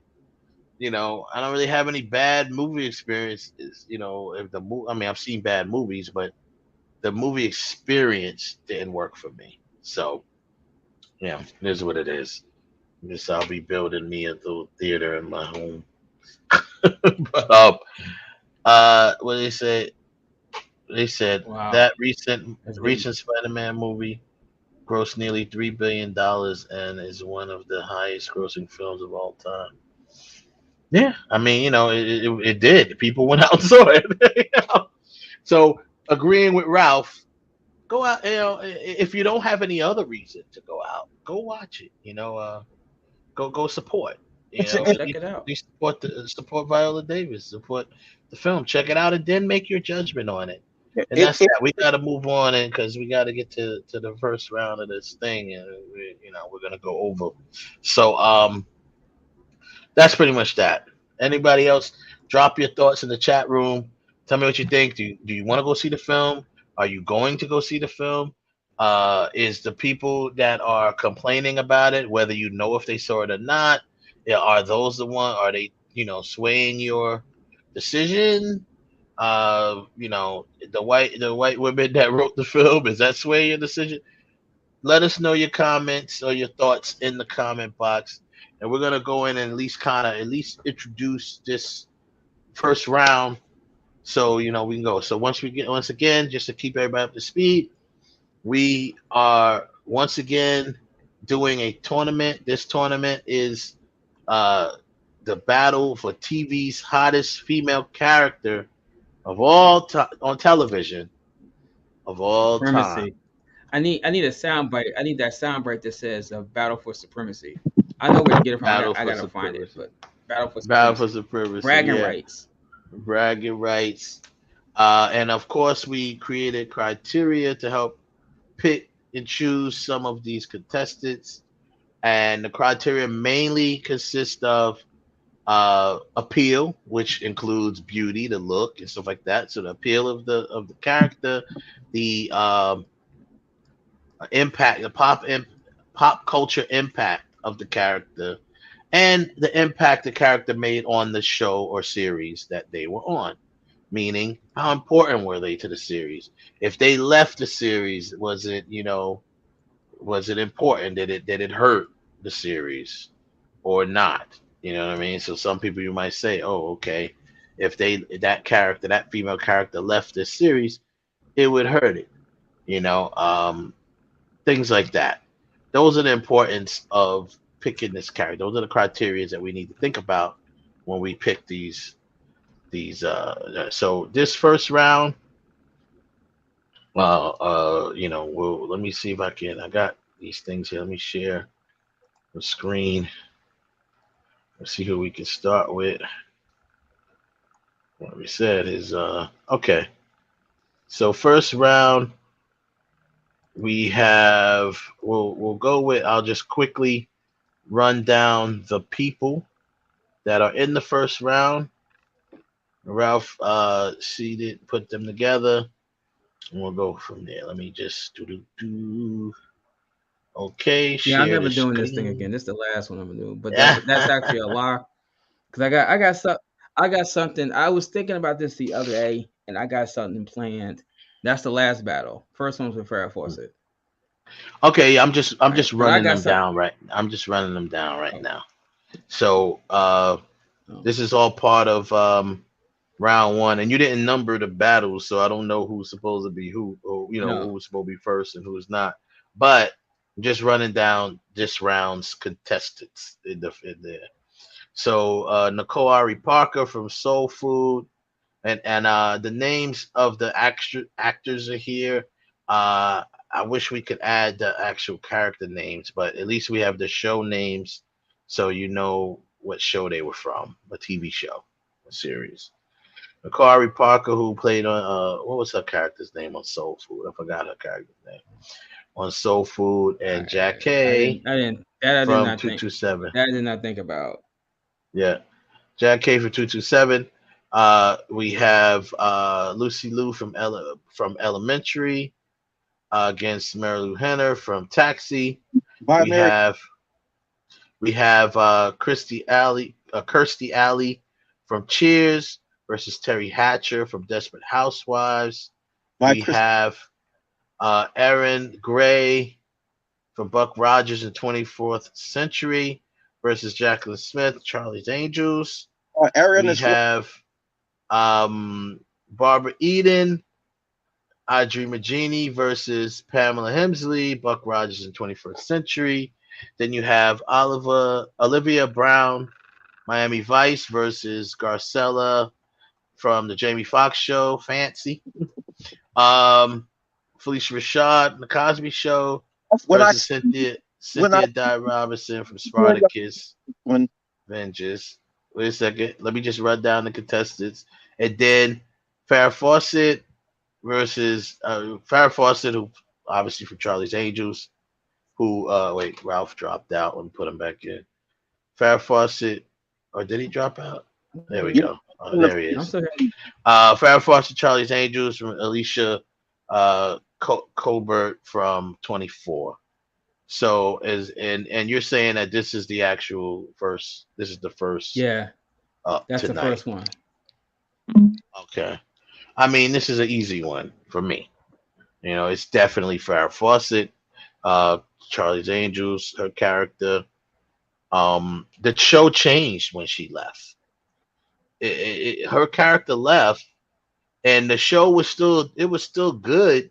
It's funny because I just binge watched Charlie's Angels maybe a couple months ago. I was just watching it on Tubi, and you can catch it on Tubi. Someone said Garcella was fun. Yeah, we know. Fancy. You can catch Charlie's Angels on Tubi if you speaking of that, shameless plug, as the show started off with our trailer for Groupie. You will be able to catch Groupie on Tubi very soon. We'll keep you posted on that. But anyway, Charlie's Angels, and I binge watched it, and I believe Farrah Fawcett was there maybe 2 seasons? Yeah, maybe 2 seasons. Right, 2 seasons. But the show went on for about 5 seasons, I think. And it did change. It changed. And her character is just not because Farrah Fawcett was Farrah Fawcett and she was, hot and all that other stuff. Her character was pretty cool character. So, and not only that, that whole situation. That I'm going by the appeal of the show. Her appeal is to me is she's Farrah Fawcett, right? And but the impact of the character of the show, like I said, it changed. The culture of it changed when she left it. Can we stop with the antics and all the extra speeches and just call it what it is? What is it? Ralph put the goddamn cheat code up there showing legs and double D's. Like I didn't put look. You know something? This is the thing, right? All right. I really wanted to give everybody a really good fair shot. So I tried my best not to put an image up there from your TV show, right? However, if this goes to what we're talking about with impact, that poster of Farrah Fawcett is probably the biggest poster ever created. It really truly is. So I just didn't think I could use anything else beyond that to showcase Farrah Fawcett, with the exception of maybe her Playboy cover, but I couldn't use that one. So I used her most iconic thing, which is that picture. So let me get this straight. So for both of these women, there were no just headshots that you could have just used. Exactly. Yeah, there's always just headshots, but that's not the. Right. Well, And as John says, now we going now. I'm gonna just say this. Some women on here, and I used Pamela Anderson. I really could have just used a picture of Pamela Anderson in just a bikini, and it would have put everybody to shame. But that's not really fair. It's not really fair. Yeah. Right? No. So it's some people said even if you put it against Farrah Fawcett, you still might. Some people might side with Pam. Farrah Fawcett was a pop icon. I remember the day when Farrah, Ed Sullivan, and Michael Jackson passed on that same day. Yeah. Dude, that was crazy, right? Yep. I agree with you there. No matter how many Charlie Angels they make, no one comes close to Farrah. Right? So yeah, I mean, like I said, that one, nobody. The culture of the show changed when she left. So this is a no-brainer. No disrespect to Alicia Colbert, from 24. I mean, but the bottom line is, if she left the show, the show goes on. I mean, Charlie's Angels went on. Don't get me wrong; it did go on. Is that a nipple? Different. But what is that about? I don't know if you. But see, I don't know if you know this, right? And this might be secret, but like everybody got nipples, and from time to time they come out. It is not a naked nipple. Right. So if her nipple is popping out through her shirt, it could have been a cold day when she took the picture. It could have been windy there. I don't know. I just thought it was a good picture. But here's all I'm saying is Farrah Fawcett wins. Farrah Fawcett definitely wins. You tried to throw the double D's up there. I don't know. Yeah, but she's fine. But yeah. And the only so who's number 2 then? What's the next one? Because I don't know what order you had this in. I was just gonna go down the line and the order as they come. The order that the order that you have it right. Farrah Fawcett was first. The next battle would, because you put it in reverse. So the way that you looked at it, put it back the way. So it's Farrah Fawcett, then it'd be Felicia Rashad, and then so on, so on. So the last one is Nicole Ari Parker and Jackie. They're last. Oh, okay. All right, fine. So let's move on to the next one then. So Farrah moves on as expected. Sorry, double. Bye.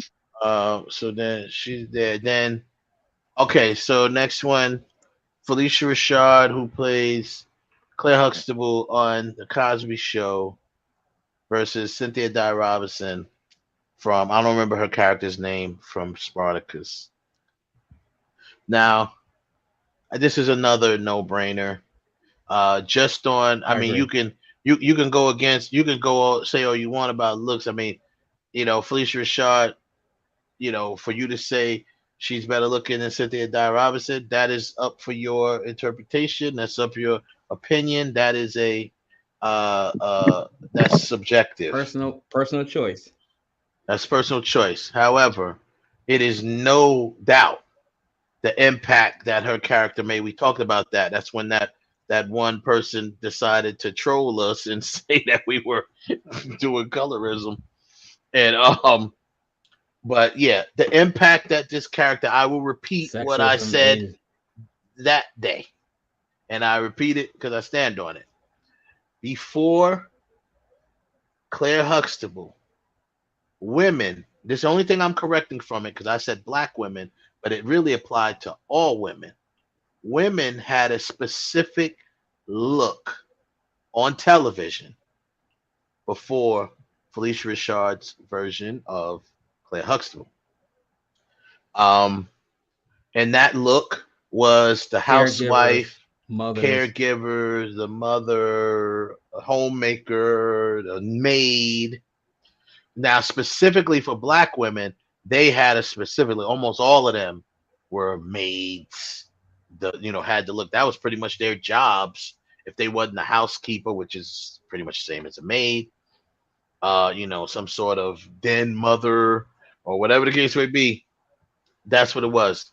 It wasn't until Felicia Rashad came on the screen on the Cosby Show as Claire Huxtable that the culture, the way women and black women especially was depicted on television. Post Claire Huxtable, you started seeing women as professional women. You saw them as working girls beforehand. You see, the show Alice, they were all waitresses. You see, what's happening. The mother, she was just like a working mother, and the other black woman in there was the owner. Yeah, that was the owner of the diner that they went to or whatever that was. The cook or whatever she was. I don't even think she owned it. I don't even think she owned it, did she? Just worked there. She didn't own it. She just worked there. Yeah, she just worked there. So, Nell Carter was a maid, a housekeeper, whatever she was to them. Until Wheezy moved on up to the deluxe apartment, she was a maid. She was a maid. She was a maid on All in the Family. That was her job. So they were all depicted a certain way before Claire Huxtable. So Claire Huxtable comes, and now you see professional women, the lawyers, doctors, just that, women that make, they're professionals. And she was still able to be the mother and the wife and all of that stuff. So her character's pop culture impact alone, her impact on television alone, gets her an easy win here. Agreed. Yeah. Unfortunately, as much as I love Cynthia Dye Robinson, and she's actually doing a very good job in the Rings of Power, the Ring series on Amazon. But like I said, and I always keep saying, Felicia Rashad is Mount Rushmore. Right. So that's an easy one. Someone mentioned Diane Carroll. She is in this list. She's just not in this round. Yes, she is. So she's on this list. Sexy 60. She's on this list. She's just not in this round right now. This is just round one. Okay. It was just cheap because that's who Felicia Rashad should have been up against, is Diane Carroll. Well, I mean, that's still a big, either way. Okay, so let's move on. No. So there's a reason why this is put out the way it is, because I didn't want to have one, because it's far fewer black people than white people. So I wanted to have especially through the decades have of television. Yeah, exactly. Have a certain amount in each to get everybody a fair chance. If I got everybody stacked, like you said, Diane Carroll against it, then we're not going to route. Maybe Diane Carroll could get a little further. Felicia Rashad get a little further before you start dealing with other bigger talents. So no, it had to be moved around a little bit for matchups. Okay, so we'll just go here since I landed here. Olivia Brown, Miami Vice, against Garcella. How'd she pronounce her last name? Bouveau. Garcella Bouveau, aka Fancy, from the Jamie Foxx show. I'm gonna go ahead and vote for Fancy because I don't even remember Olivia Brown that much from Miami Vice, to be honest with you. So that's just that's my personal opinion on it. Yep, Fancy was a very significant part of Jamie Foxx show. Her relationship with Jamie Foxx was a big thing. As a matter of fact, I remember I made a list about, I think I did a poll a long time ago. I want to revisit that about the best TV couples, and Fancy and Jamie was on that list. I remember that. So, along with a lot of other people, I did, Fancy and Jamie and, all of them, Martin and Gina, blah, blah, blah. So, I'm going to go with Garcella on this one. I'm going with Garcelle. Mm-hmm. No, I like Garcelle looking like a Haitian Dominican goddess. I love it. Yeah, John, you're right. She is. I mean, let me tell you something though. not only that, once again, even if you go by that, just if you're gonna go by just her look or whatever, I mean, Fancy was, when she I always call her Fancy because that's the show I remember her from. But Garcella stepped on the scene, before the Jamie Foxx show. She's been on the scene, but she definitely, yes, she does have a great look. Always did, a unique kind of like beautiful look. But like I said, just that character alone. So that one's pretty cool. Okay, so we move on from there. Next up, I will lead us. Okay, we'll go here since I'm here because I don't have the order, Ralph. So I'm just landing on whoever's here. Barbara Eden, I Dream of Jeannie, who actually played Jeannie, versus Pamela Hemsley, Buck Rogers in the 24th century. What was her character's name again? You remember? Princess Ardala. Ardala. Yeah, I couldn't remember. I know it's Princess something.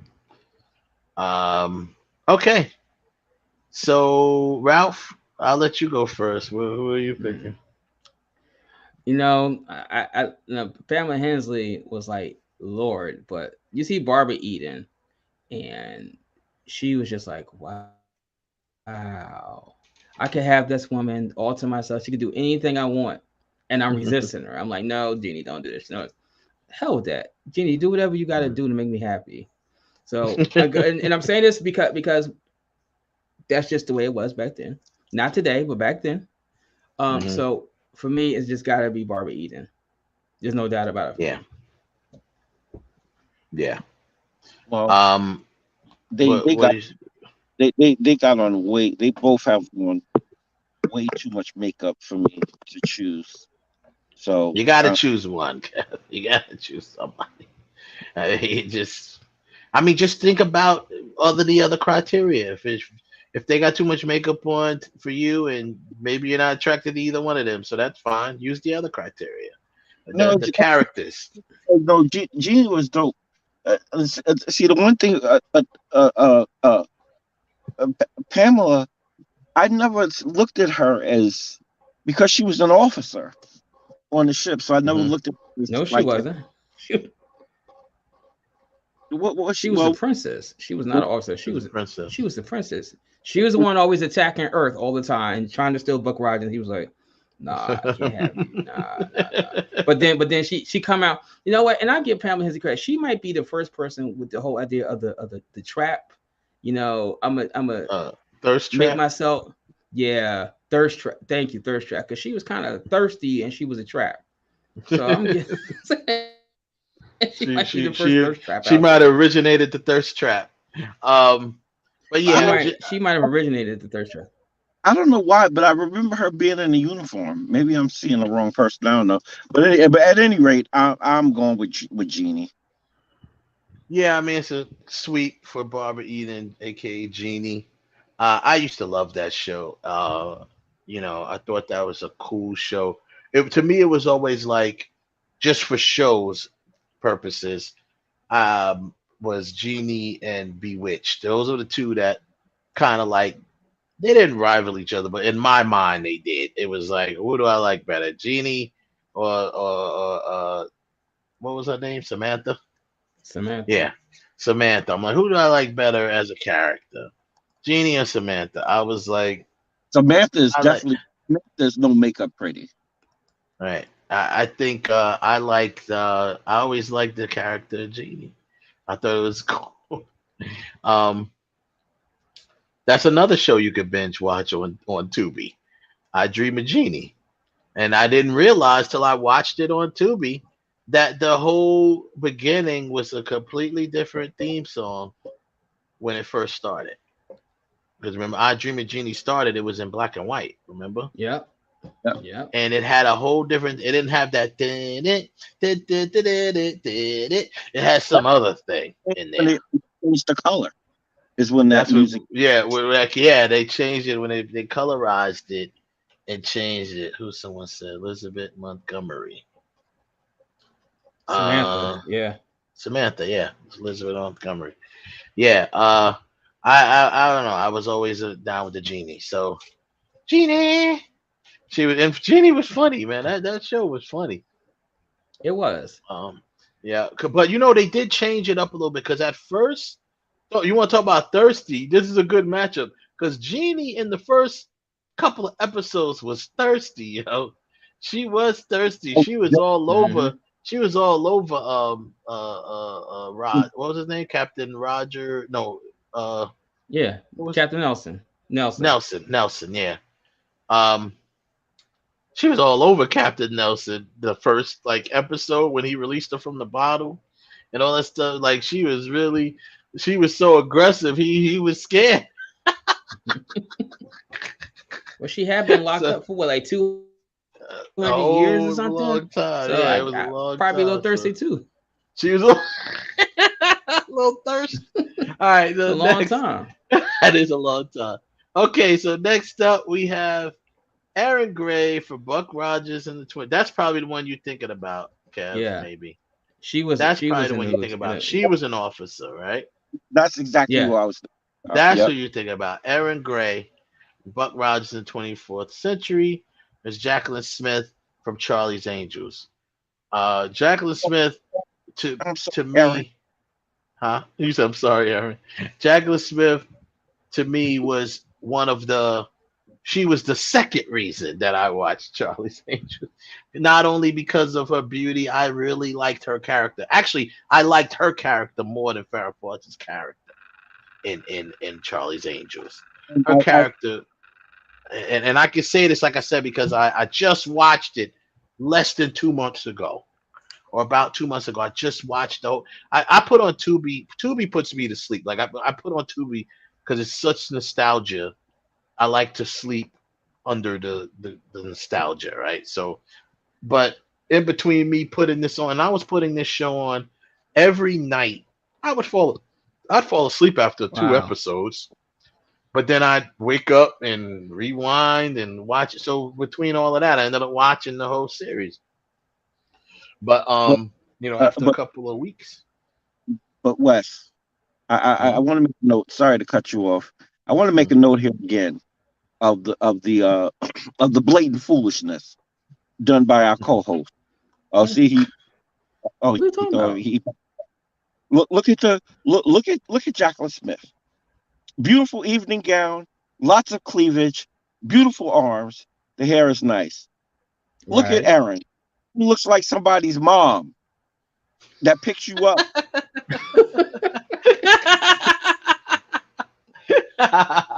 Okay, all right. That's great. Okay, I can't argue with that one, Ralph. I'm going. I swear, when I saw that, I did think she was from like Family Ties or something. When I first saw I'm going to say this, and I don't know how to put this one, right?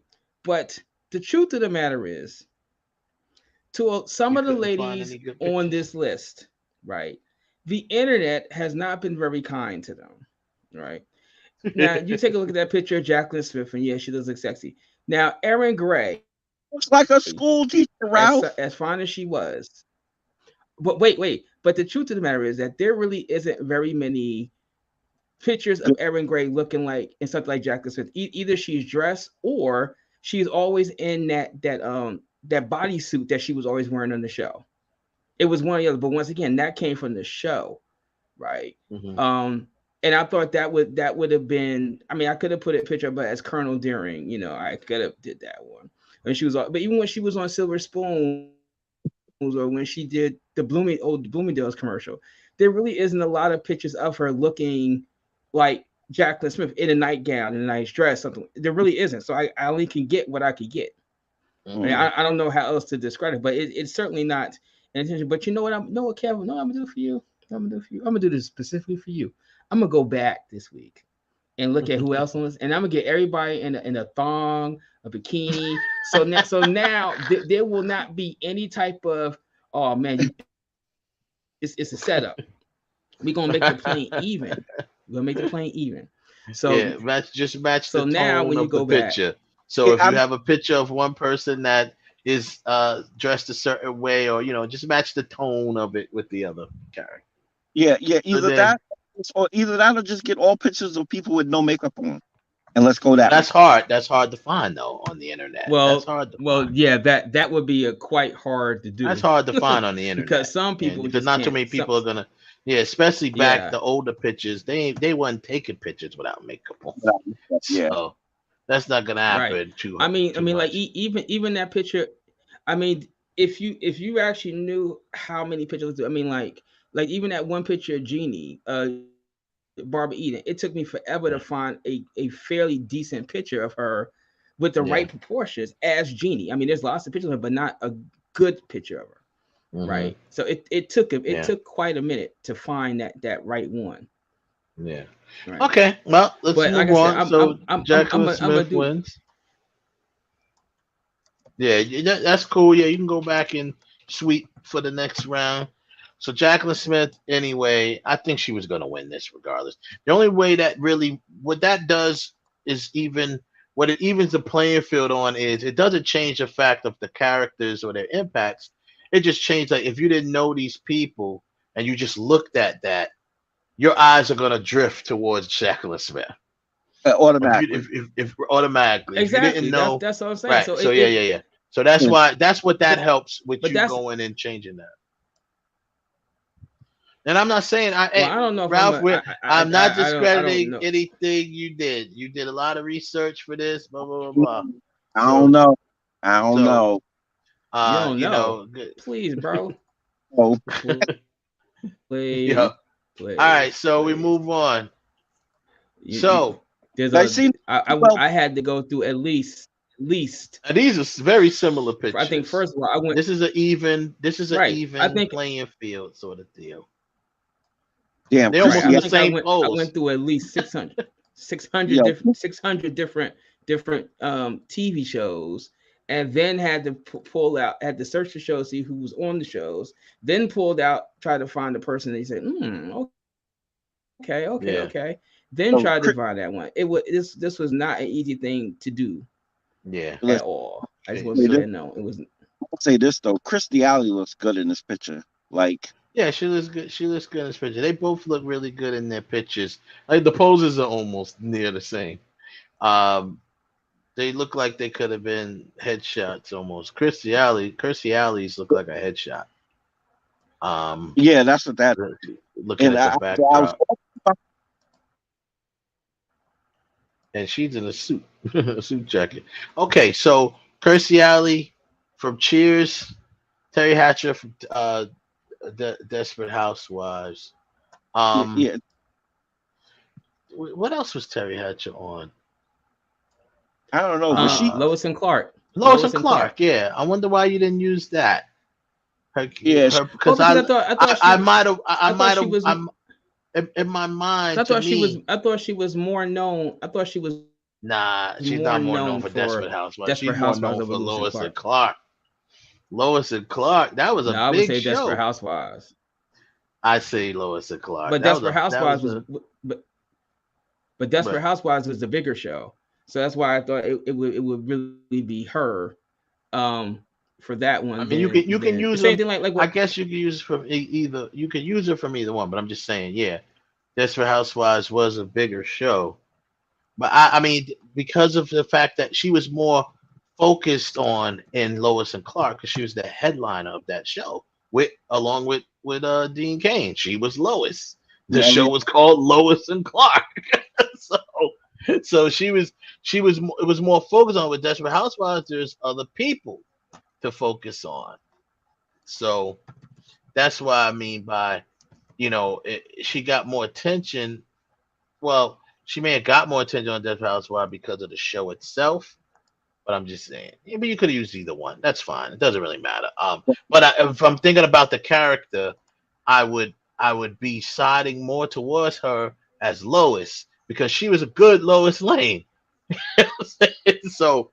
As far as that go for that criteria, I would have been leaning for that portion of it. I'd have been leaning to her because she was a really good character. But her impact as Lois Lane, I mean, it was okay. It wasn't huge because there's been so many other Lois Lanes, and everyone still pictures Margot Kidder as Lois Lane, from the movies and stuff. So, but anyway, forget about Lois Lane. We're not talking about her. This is her character in Desperate Housewives. I did not watch Desperate Housewives. I had no interest in that show. I If did. anything, She was funny. She was funny. yeah. If I did, I just watched it to literally be a guy and look at some hot women. And I didn't watch it. I was just, that's it. But so I can't make a judgment on that. I'm just a guy, and who would age the best?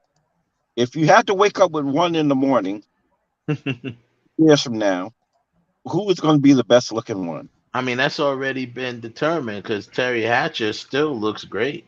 Last time I saw her, I haven't seen her in a while. Kirstie Alley, she still looks pretty good too. Yeah, she still looks good too. I don't know. That's a wash.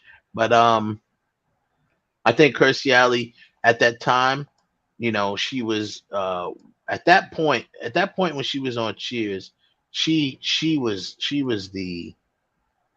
red hot. Like she was on fire, because after that led Cheers, her thing on Cheers led to movies and stuff like that.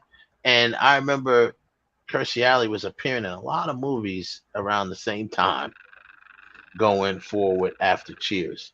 It wasn't an easy thing for her to step in as the new leading lady of Cheers, because the other woman who played Diane, she was, that was her thing. It was, introducing a new character is always tough, and she held her own. Right, it's not like she had died. Yeah, right. It's not like she had died. She died. She just left the show and left. Period. Kirstie Alley's character changed the dynamic of the show too, because she wasn't just falling for Sam Malone stuff. Neither did Diane fall right away. But Diane and Sam, they're also on that list that I had of TV couples because of everything they went through, the back and forth of them and their relationship. It was a little different with Kirstie Alley. She came in and was a little more like, okay, I know dudes like you. Yeah, you used to be an athlete. I know, blah blah blah. You're not getting over here. You know what I'm saying? But they did develop. Sam Malone wore down. They did develop a little bit, of a relationship. So I don't know. This is a tough one for me because I'm really going on Kirstie Alley based on Desperate Housewives. I mean, Terry Hatcher based on Desperate Housewives. I'm literally going on looks alone because I don't know anything about the show or the character. It's so weird because Kirstie Alley, I always thought I'm an eyes person, and Kirstie Alley's eyes are just gorgeous. You know what I'm saying? That always got me with me. Yeah, they really are. You're like, wow. Yeah, her eyes are like intoxicating, and that was one of the appeals of her being on the show on Cheers. The brunette, because everybody, especially TV back then, it was all about blondes. So she was also stepping into a culture at that time that was not easy to crack as a brunette. Okay, here we go. Well, we killing all the talk. Here we go. I'm dividing the room. Terry Hatcher. Okay, you're going with Terry. I'm going with Kirstie. Damn, man. Like I said, I gotta go with Kirstie Alley because I know more about her character than I did Terry Hatcher. But look for look, I don't know. I still don't know. I think Terry Hatcher. But tell you what I base my criteria on. I base my criteria on which one would I, if I came walking up to them in one of my custom tailored suits, which one would I have the best chance of getting? I think Terry Hatcher. Oh, okay. You think so, huh? Yeah, I think Terry Hatcher. Yeah. Terry Hatcher over Kirstie Alley. Now watch tomorrow. I find out she's some kind of back.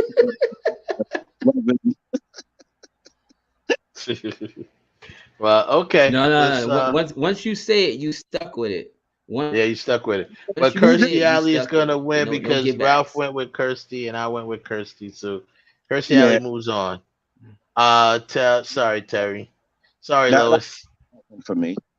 Because Kirstie Alley she looks good in this picture. And she is a good actress, you know.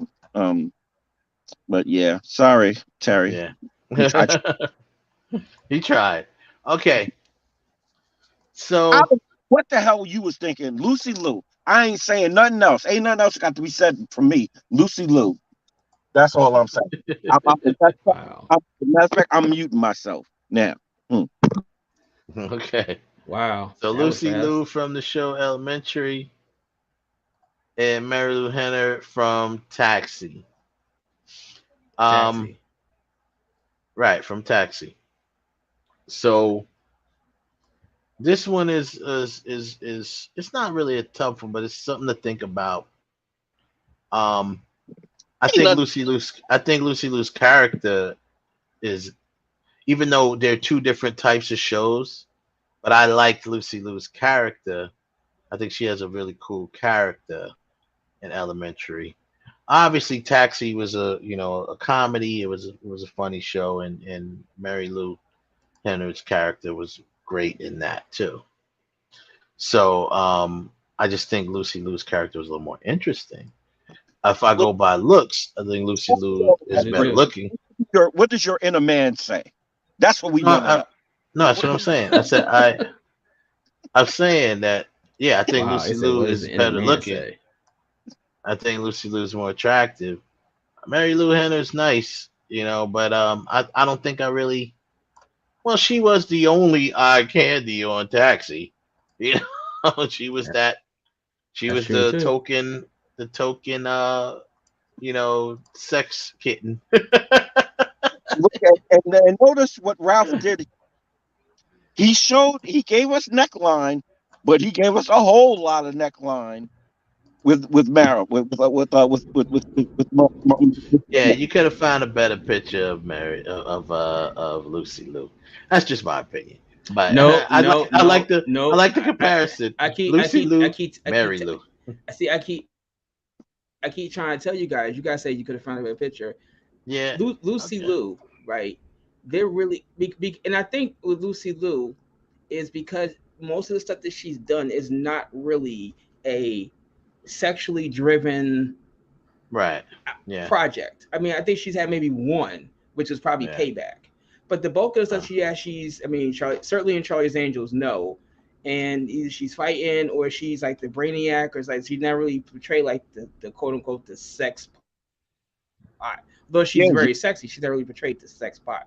Right. She was even a vampire at one point, and she played a damn good vampire. I was glad I got to see that movie in the theaters. But my thing is, if I were a weaker man, I would have went with Miss Henner because of all of that. That little bit of cleavage just poking out there. My inner man would have been like, Miss Henner. But because I have a little bit of intelligence, Lucy. And plus, Joseph said, "Who was a vampire?" He just said Lucy Liu played a vampire. In what movie, Kev? It was the movie with her and the guy who played in The Shield. What's his name? He played Ben Grimm. Michael Chiklis. I can't remember. Chiklis, yeah. What movie was that? It was her and Michael Chiklis.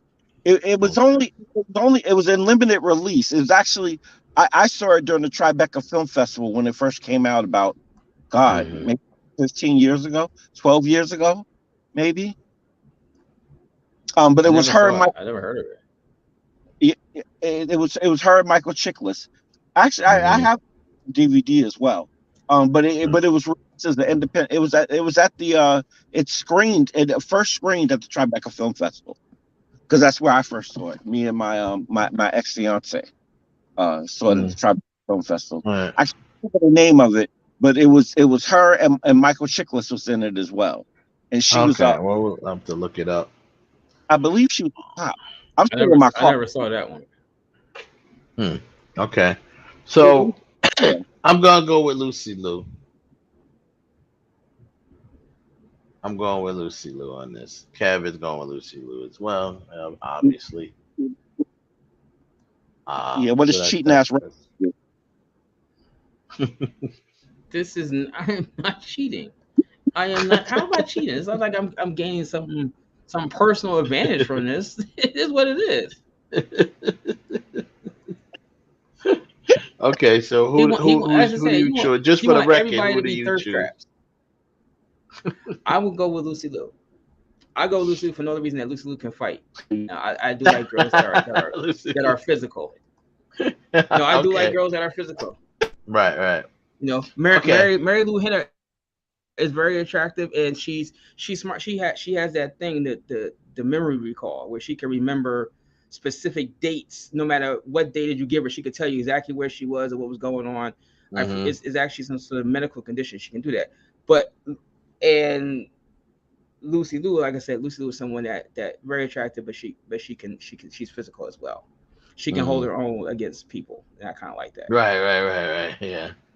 Yeah. I like. Yeah, Mary Lou Henner has very nice eyes as well. Her eyes are really gorgeous. So that's a great picture of her. All right. So shoot, man, I keep scratching myself. But anyway, let's move on. We have this is the last one, right, of the night. I think so. Yeah, there's no more. Yeah, there's no more after that. All right. So we have Nicole Ari Parker from Soul Food versus Jackie. No last name, just Jackie. 227. Now I'm going with Team Light Skin because she's fine.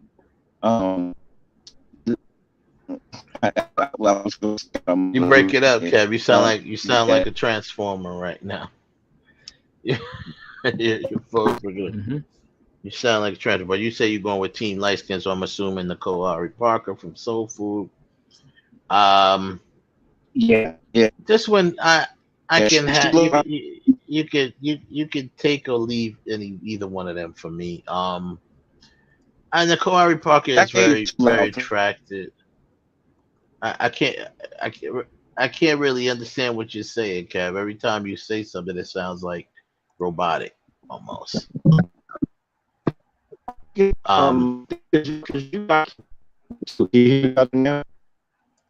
Nah, not really. You still sound. No, I don't understand nothing that you're saying. He's gonna have to probably call back in. Yeah, he's calling back in. Okay, are you, Kev? You still there? I don't hear him at all now. Is he on mute? No. Maybe he's just logging back in. But Nicole Ari Parker is very attractive. Now we lost Ralph. Fine and reserved. That is a little bit too hurt. Was a little bit too much for me. It's the spike is jacking up, dropping out. Yeah, it's still sounding robotic.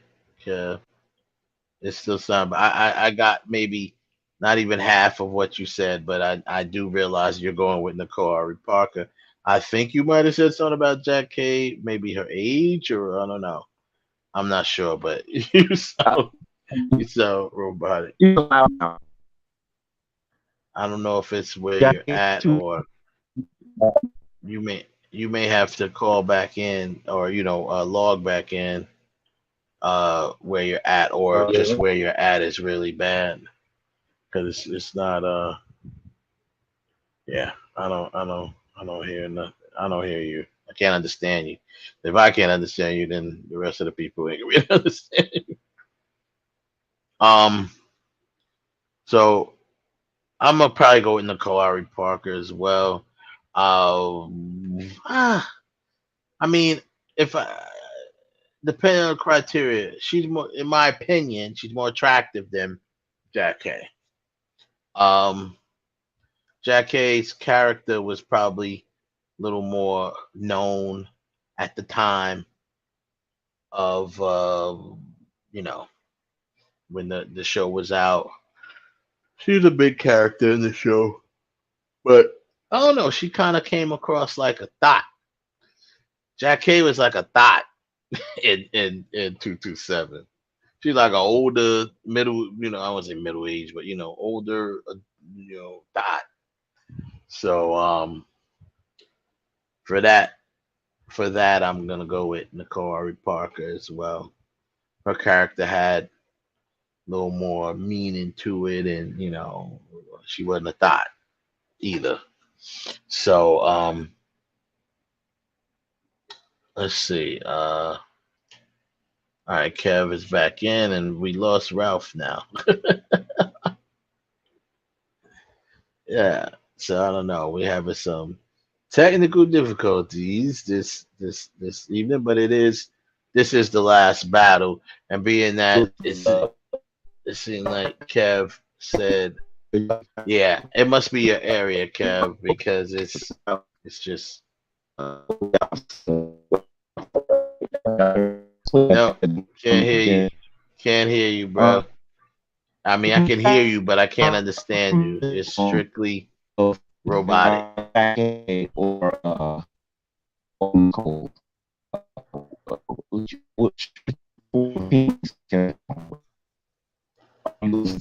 robotic, and then Ralph's back in now. I don't know what is going on up here with this signal. It's just keep going in and out, in and out. I don't understand it. Yeah. Any storms or anything in your area or no? It was raining up here earlier today. I know there's a hurricane coming up this way that hit. Oh, what is a hurricane that hit Puerto Rico? Yeah, but there's another one that's further up that they said we were going to get the effects of it. So I poured down here earlier today, but I'm just like, come on, guys, this is ridiculous. Yeah. So I know Kev. He mailed in Nicole Ari Parker. I'm be honest. The Jack Gates character was a known character, but to me, she was like a thought on 227. She's like an older thought on 227. Like she was always that, she was just a little bit younger version of the Blanche from the Golden Girls. Was always, got a date with somebody. Obviously Jack K was single, and she was single and ready to mingle, right? But she just to me came across as an older thought. Her character. I was never, as far as attraction goes, I was never attracted to Jack K. Her character at all, ever. Nicole Ari Parker character was a little more substance to it to me than Jack A's. And Nicole, and just my personal opinion, she's more attractive than Jack A anyway. So those two reasons, I gotta go with her. Well, I'm not disagreeing with that one. I think Nicole Ari Parker is like one of the sexiest women I've ever seen in my life. Like wow, how I mean, even the very first time I ever saw her on camera on screen, she was on this real short-lived TV show called Sirens. That was the first time I ever. Yeah, that's when she was in her 20s, and it was just the eyes she had with that. Yeah, she's another one with them eyes, man.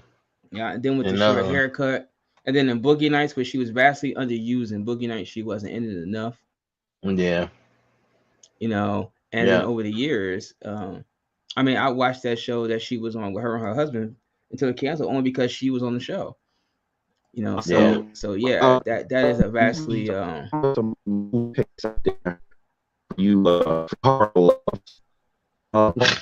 Yo, you sound like Stephen Hawking, bro. Like, you talking, you sound like Stephen Hawking when he was how Stephen Hawking sounds when he types in his speech. Yeah, I don't know what happened with you, Kev, but it's really bad. It's like we can't even make out what you're trying to say. Yeah, I can't even we can't even make out what you're trying to say, bro. I'm like, it's that bad.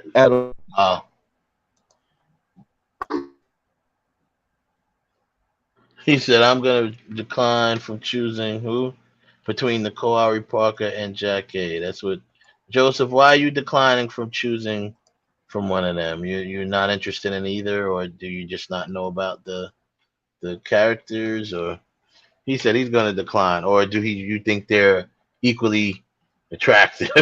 I don't know. It's gotta be a reason why you decline, Joseph. But Nakari Parker moves on. So that I'm sure you've made notes of this, Ralph. So Yes, we we have. know where they're gonna go until the next round for them, for these particular people winners. And then next week we'll go over the next round of people. The next group, yep. Yeah, next group of people. But this is cool. This is gonna be fun. I like I said, this round was pretty, laid back, pretty easy. Let me see if I can remove them. This round was pretty easy. Meaning like it was a good way to start off. Once again, I think you did a great job putting everything together. Good way to start it off. But some of these people is just no brainers. Farrah, Felicia. Yeah, these are no brainers. Oh, believe me, it's going as we keep. It's gonna get better. It's gonna going, get easier. It's going to get it's gonna harder. it's gonna be harder. It's gonna get harder. Well, that's the whole point. If you think about the seeding of a brackets for the NCAA, normally the first seed plays the worst seed. You know what I'm saying? You got the number one seed will play the lowest rated seed in their bracket, or whatever, or region. So that's how that works. So it's supposed to be a easy route for them. What does he say? He said, yes, there are, Wes, just like the others, beautiful black actresses. He said, before you sign off, okay.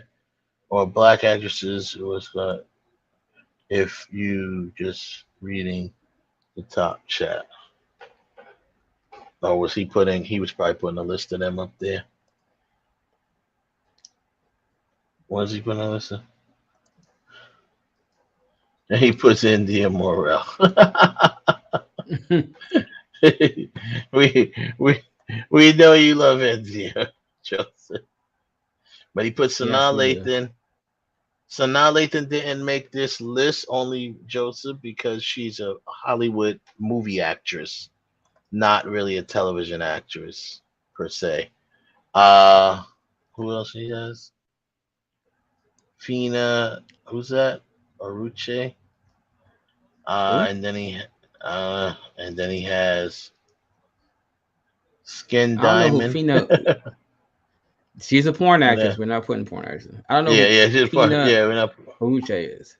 Yeah, Skin Diamond is definitely a porn actress. We're not counting her. Any porn actress. Yeah, we're not putting any porn actresses in the. No disrespect to Skin, but not today. No, it ain't got nothing to do with her. It's not no disrespect to her, but that's just not. We're not using that. So, yeah, okay. Yeah, people saying you're still breaking up, Kev. Yeah, I think Kev is probably done for the night because I think so. Wherever he's at, it's not working. It doesn't matter. We're at the end of the show anyway, but yeah. So this is gonna be good. Everyone, keep tuning in for next week and the weeks coming as we continue to do these battles. It's going to get, as Ralph says, cutthroat as we get deeper and deeper into the tournament. So don't miss that. There's a lot more to come, and our winners from tonight are gonna have to battle winners from one of the other nights, and it's gonna get interesting. It's gonna get ugly. It's gonna get ugly. That's for sure. When you start moving into Pamela Anderson and all these other people, you're gonna be like, oh man, this is gonna be a tough one. Exactly. Pamela, Pamela ends up facing, Farrah Fawcett. it's gonna be tougher than what people may think. You know, Pamela Anderson at one point was huge, huge. She was, you know, that time, and I'm no way will disrespect or compare anybody to Farrah Fawcett, but she was the Farrah Fawcett of her little time, you know, her little moments in time. She was, you know, every man, you know, men wanted to be with her, women wanted to be like her.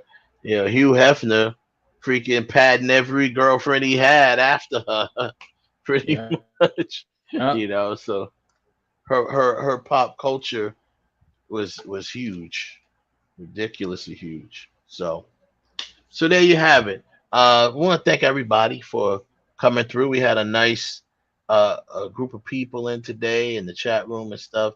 Once again, I have not seen the Woman King, but I'm going to tell you, judge for yourself if you haven't seen it. Go see it, and then make your determination of if you hate it or love it. Don't go on nobody else's interpretation. I never encourage people to just read critics reviews or whatever. And really, this is just a few. Not everyone's reviews are like that. You're gonna read, you know, black critics reviews. You're gonna read black critics reviews, which you should. I'm just saying, don't let that be the end all be all of the whole thing. So go see the Woman King, still playing in theaters. Yeah, and like I said, in the coming months, coming weeks, we'll continue to do what we do. One thing I do want to talk about, and I don't know when I'm gonna wait. I didn't want to wait all the way until Black History Month or anything like that. I want to talk about Eric. What's his name? Eric Monte. Monte, the guy who created Good Times. Eric Monte. The guy who created Good Times. He wrote Charlie's Angels. I'm Charlie's Angels. He wrote Cooley High. All right. I want to get time to focus on him. Just want to. Nothing's happened to him or anything like that.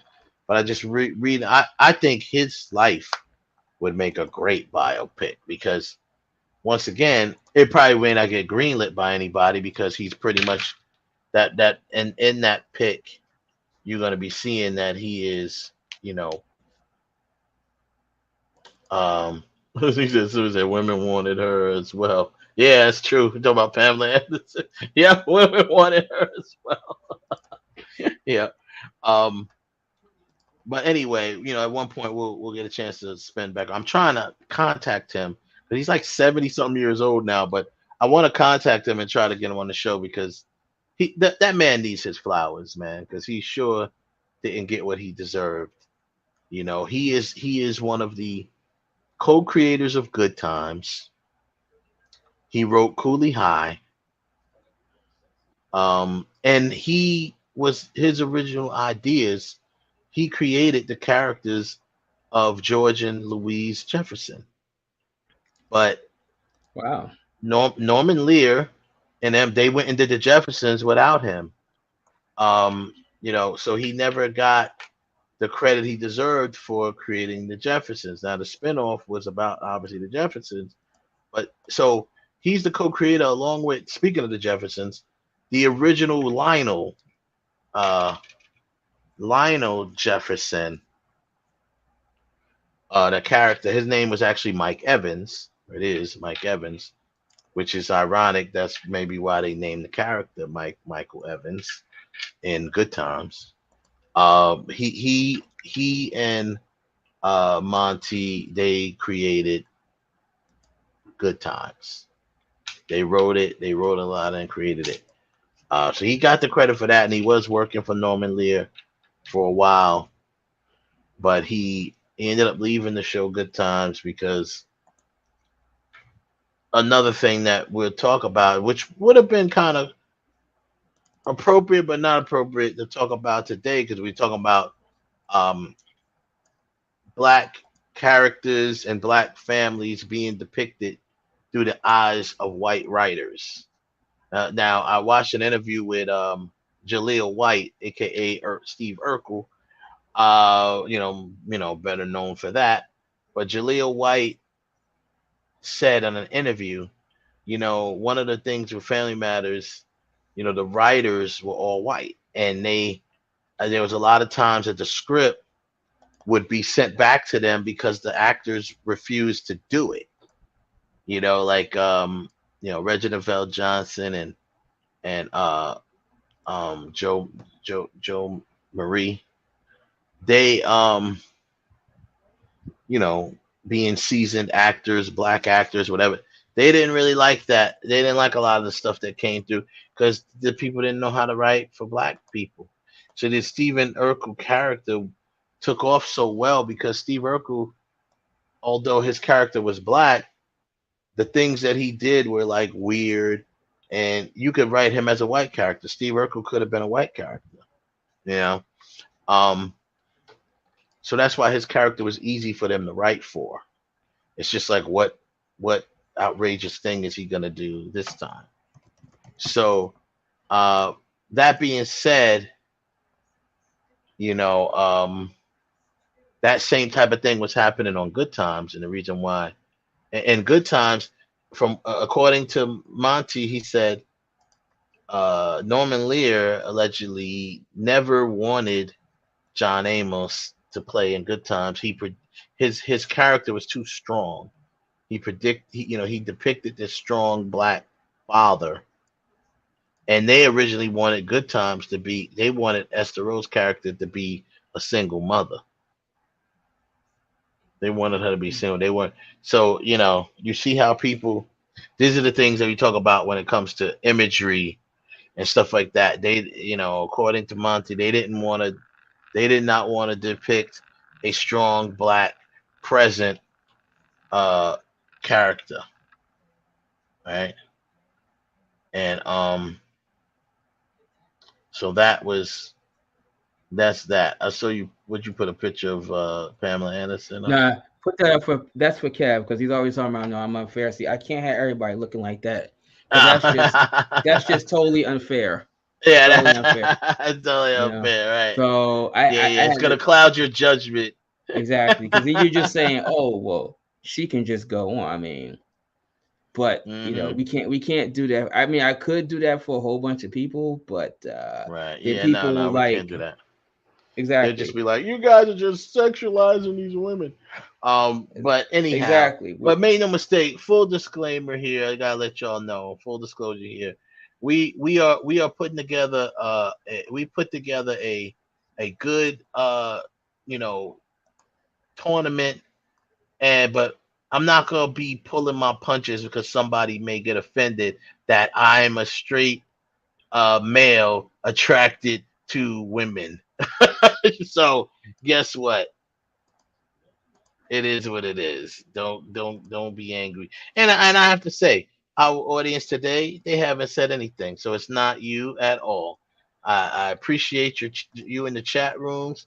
Nobody's trying to come at it like, oh, blah blah blah. No one's trying to nitpick like they do so many movies and stuff. Let's see. Kev, we'll try one last time and see if you've come out of your Stephen Hawkins mode. Let's see if it works. All right, he sound like a cross between. Yeah, Kev, I don't hear you yet. But... Yeah. Oh yeah. Now I can hear it. I was like, you sound a cross between Stephen Hawkins and freaking Joshua from War Games. Shall we play a game? No, he sound like Hal from 2001. Oh man, what are you doing, Wes? Put that picture back up for Kev. See, Kev, I couldn't have everybody looking like this because I thought that would just be totally thirst trapping if I did that. And then you're just gonna look at the body and not take it to what they've done or the show. You're just gonna say, "That's a beautiful woman. She just go on." So we're not rolling down. But her boob ain't the greatest. Her boob job is a little bit too big for her form. See, that's when I start nitpicking. Yeah, well, I mean, Look, get to her. look. We'll I'm cross that sorry, bridge man. when we If get to her. you're gonna sit there and say that woman, her boobs are too big for her form, the form that she's had since she's been on Baywatch, there's really a problem there. There's no way. Real big problem there. Yeah, there's no. She is definitely Pamela Anderson is one of the baddest chicks was one of the baddest chicks on television. Period. She was one of the baddest chicks on television. Period. And you know, it is what it is. But Pamela Anderson, it sure got her to work.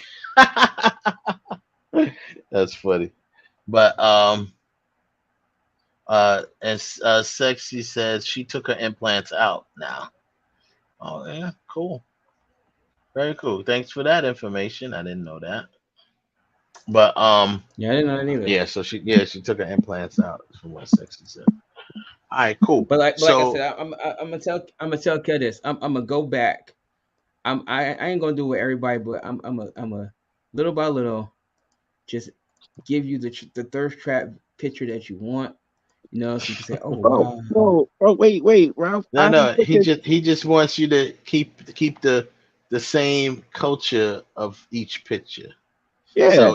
So in other words, like what he said, that the picture of Mary Lou was definitely a more attractive moment than the picture of Lucy Liu.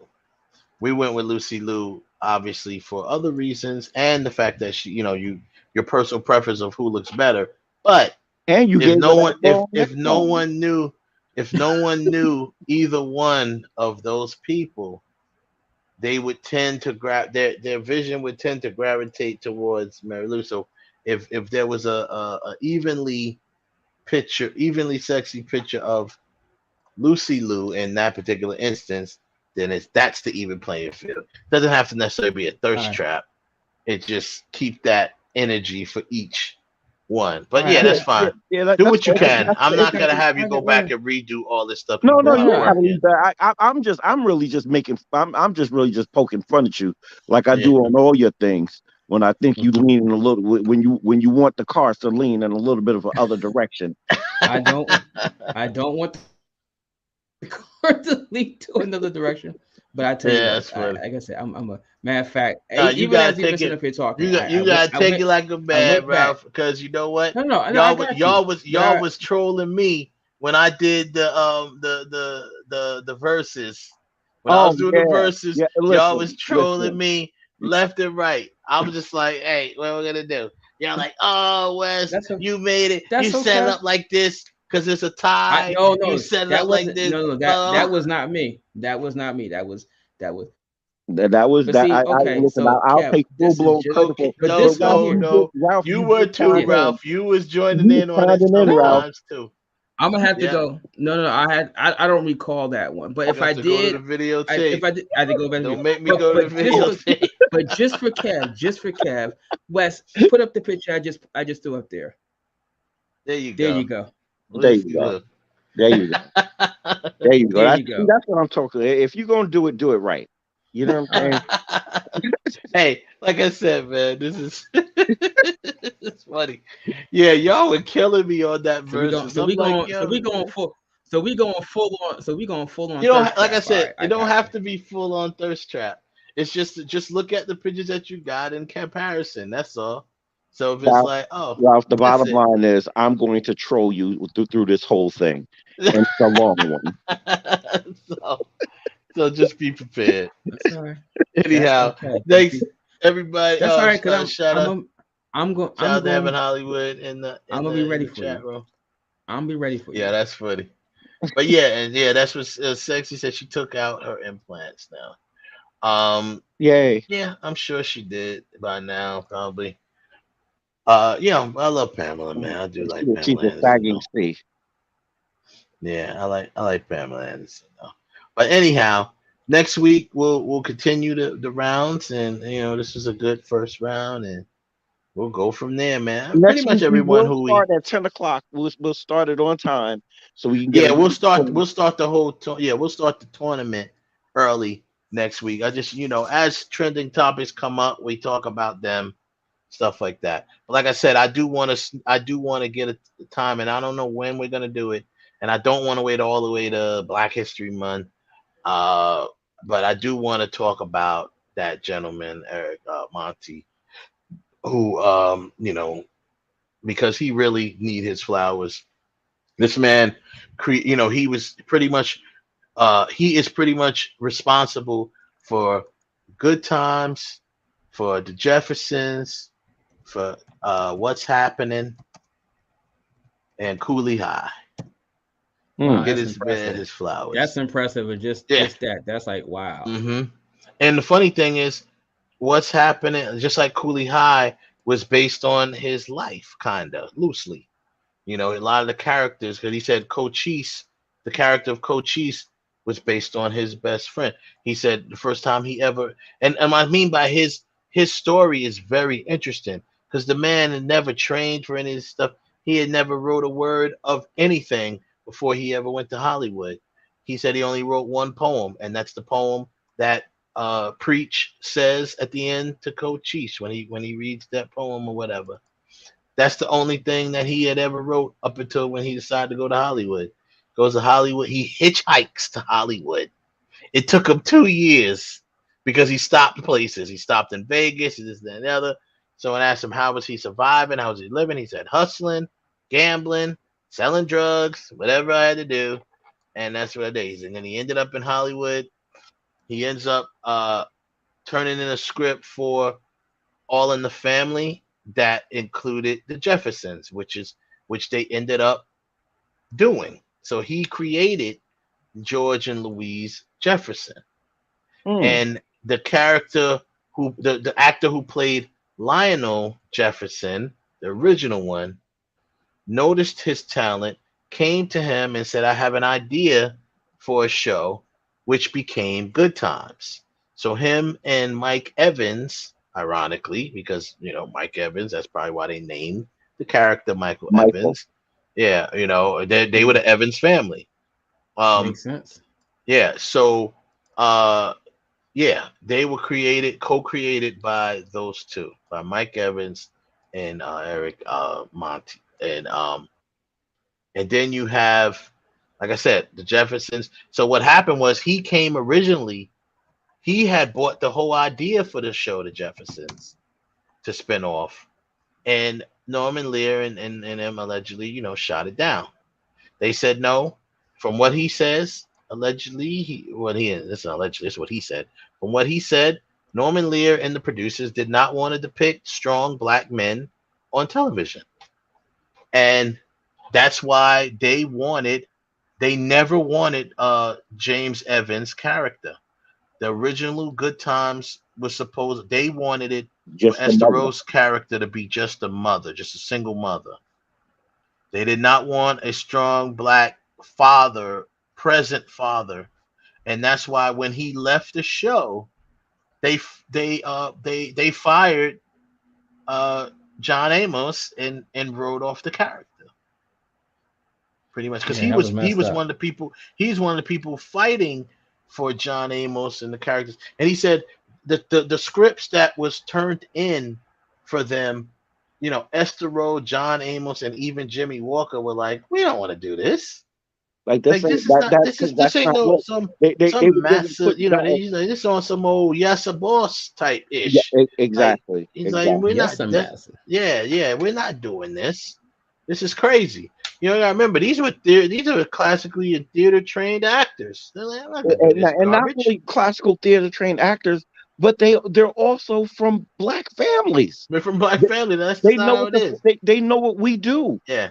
So Monty would find himself, pushing for rewrites and stuff like that, and he was siding with the actors, which didn't go in favor with him. And that was the main reason why John Amos got fired, because he was giving them help. Because he's like, yo, this is crazy. So that's why he got fired. But they went on and wrote him out after So when Monte got the opportunity for Cooley High, he left to write Cooley High, and he didn't turn back. He quit Good Times. But see, the problem was his fault. You know, his all of his actions fighting the producers and stuff like that. They blacklisted him, and at that point, he couldn't sell the script. After Cooley High, and then they not only to add insult to injury, they went ahead and made the Jeffersons without him, even though he created the characters and he pitched the original idea for it that they shot down. Because once again, George Jefferson, this rich black male character, he's according to him, the exact words from Norman Lear was, "There's no way that a black man is going to be on television calling white people honkies and it fly. That's not gonna go. It's not gonna work." It did end up one saying. So he ended up suing, Norman Lear and the whole production company and stuff like that. And that went on for years, bro. He finally settled, and his settlement was like $1 million. Wow. Which he took most of it and tried to make a passion project that he tried to make. That didn't go well because what are we talking about earlier today? Gatekeepers. It didn't even matter how good his project was or not. They were not gonna. Hollywood was not gonna greenlight any more projects from him because the word was out. They put the word out. It was across the wire. Don't mess with this guy. Yeah. Whatever. He's a troublemaker. He's difficult to work with. Whatever they had to say, they said it. So that man did not sell a script since then, and literally went from working on a creator of a television series, $1 million settlement, to being addicted to crack cocaine and being homeless. Crazy. And yeah, that's what happened to that gentleman. And I've been trying so hard to get in touch with him because he's, thank God, still with us. He's in his 70s now.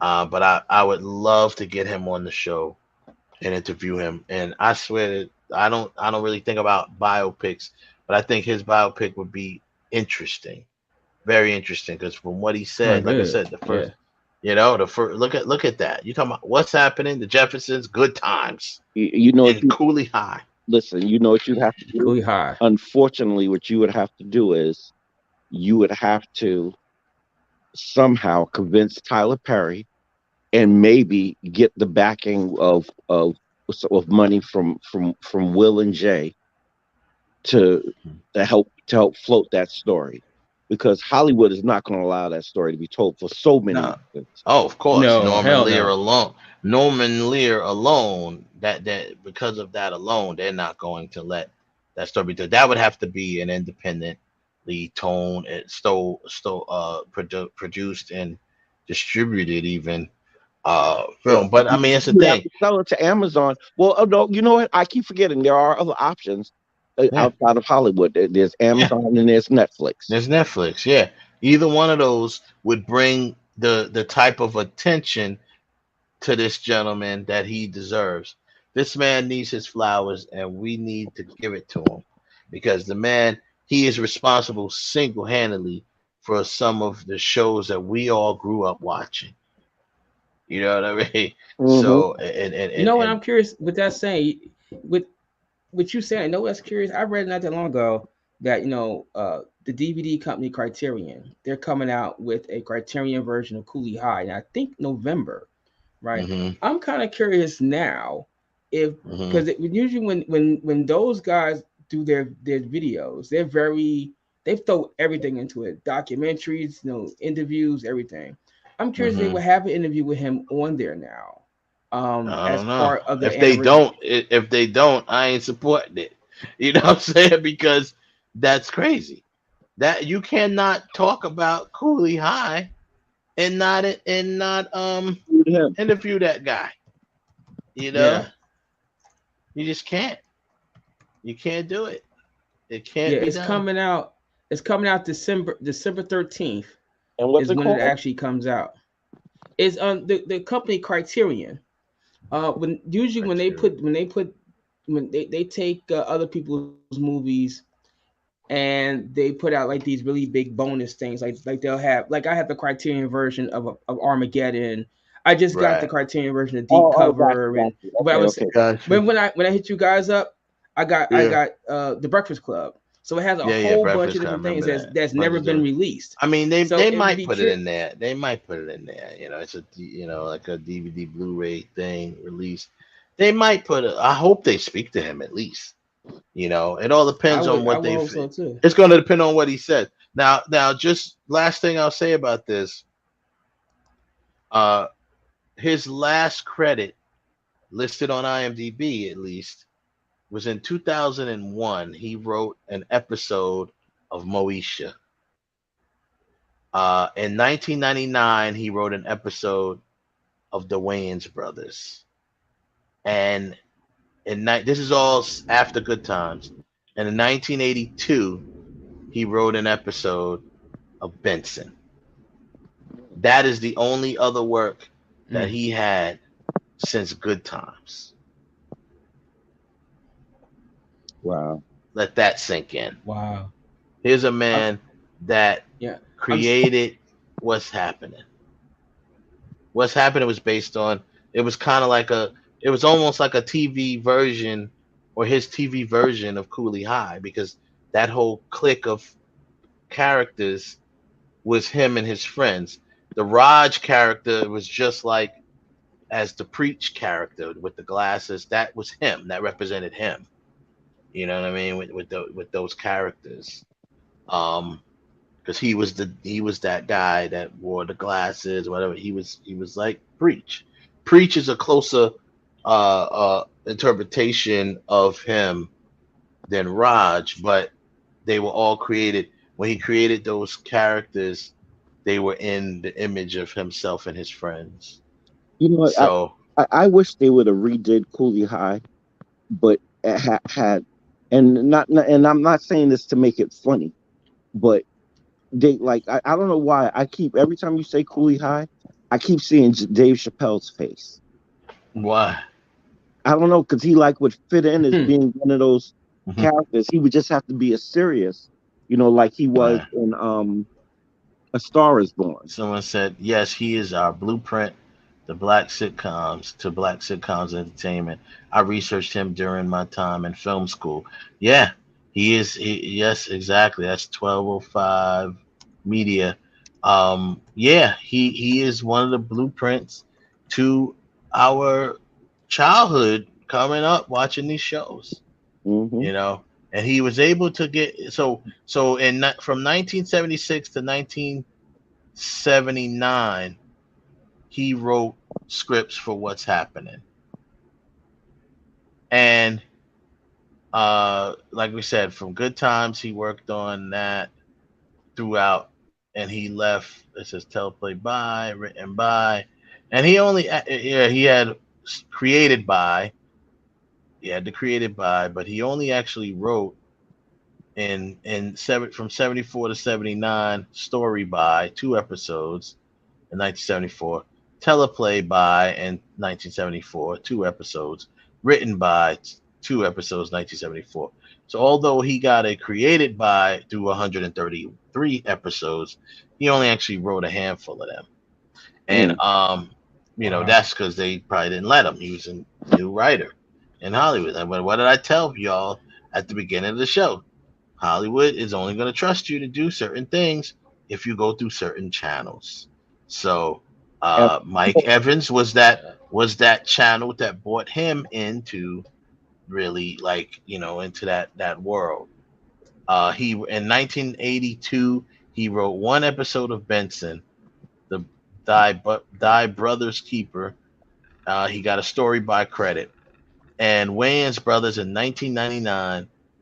One of his most recent, and Pops Get Evicted on the Wayans Brothers, and in 2001 is his last listed credit in television, and that was him writing an episode of Moesha called "That's My Mama." That's the name of the episode. So, yeah, that's what it is, man. We got to give these people their flowers. I'm gonna try to find a way to give him his flowers while he's still here to smell them. So I've been trying hard to get him to come on to the show. If so, that would be great. But if not, we can still talk about him and give him some good praise, because this man is important to Black culture. He's very important to it, and the man is now broke pretty much.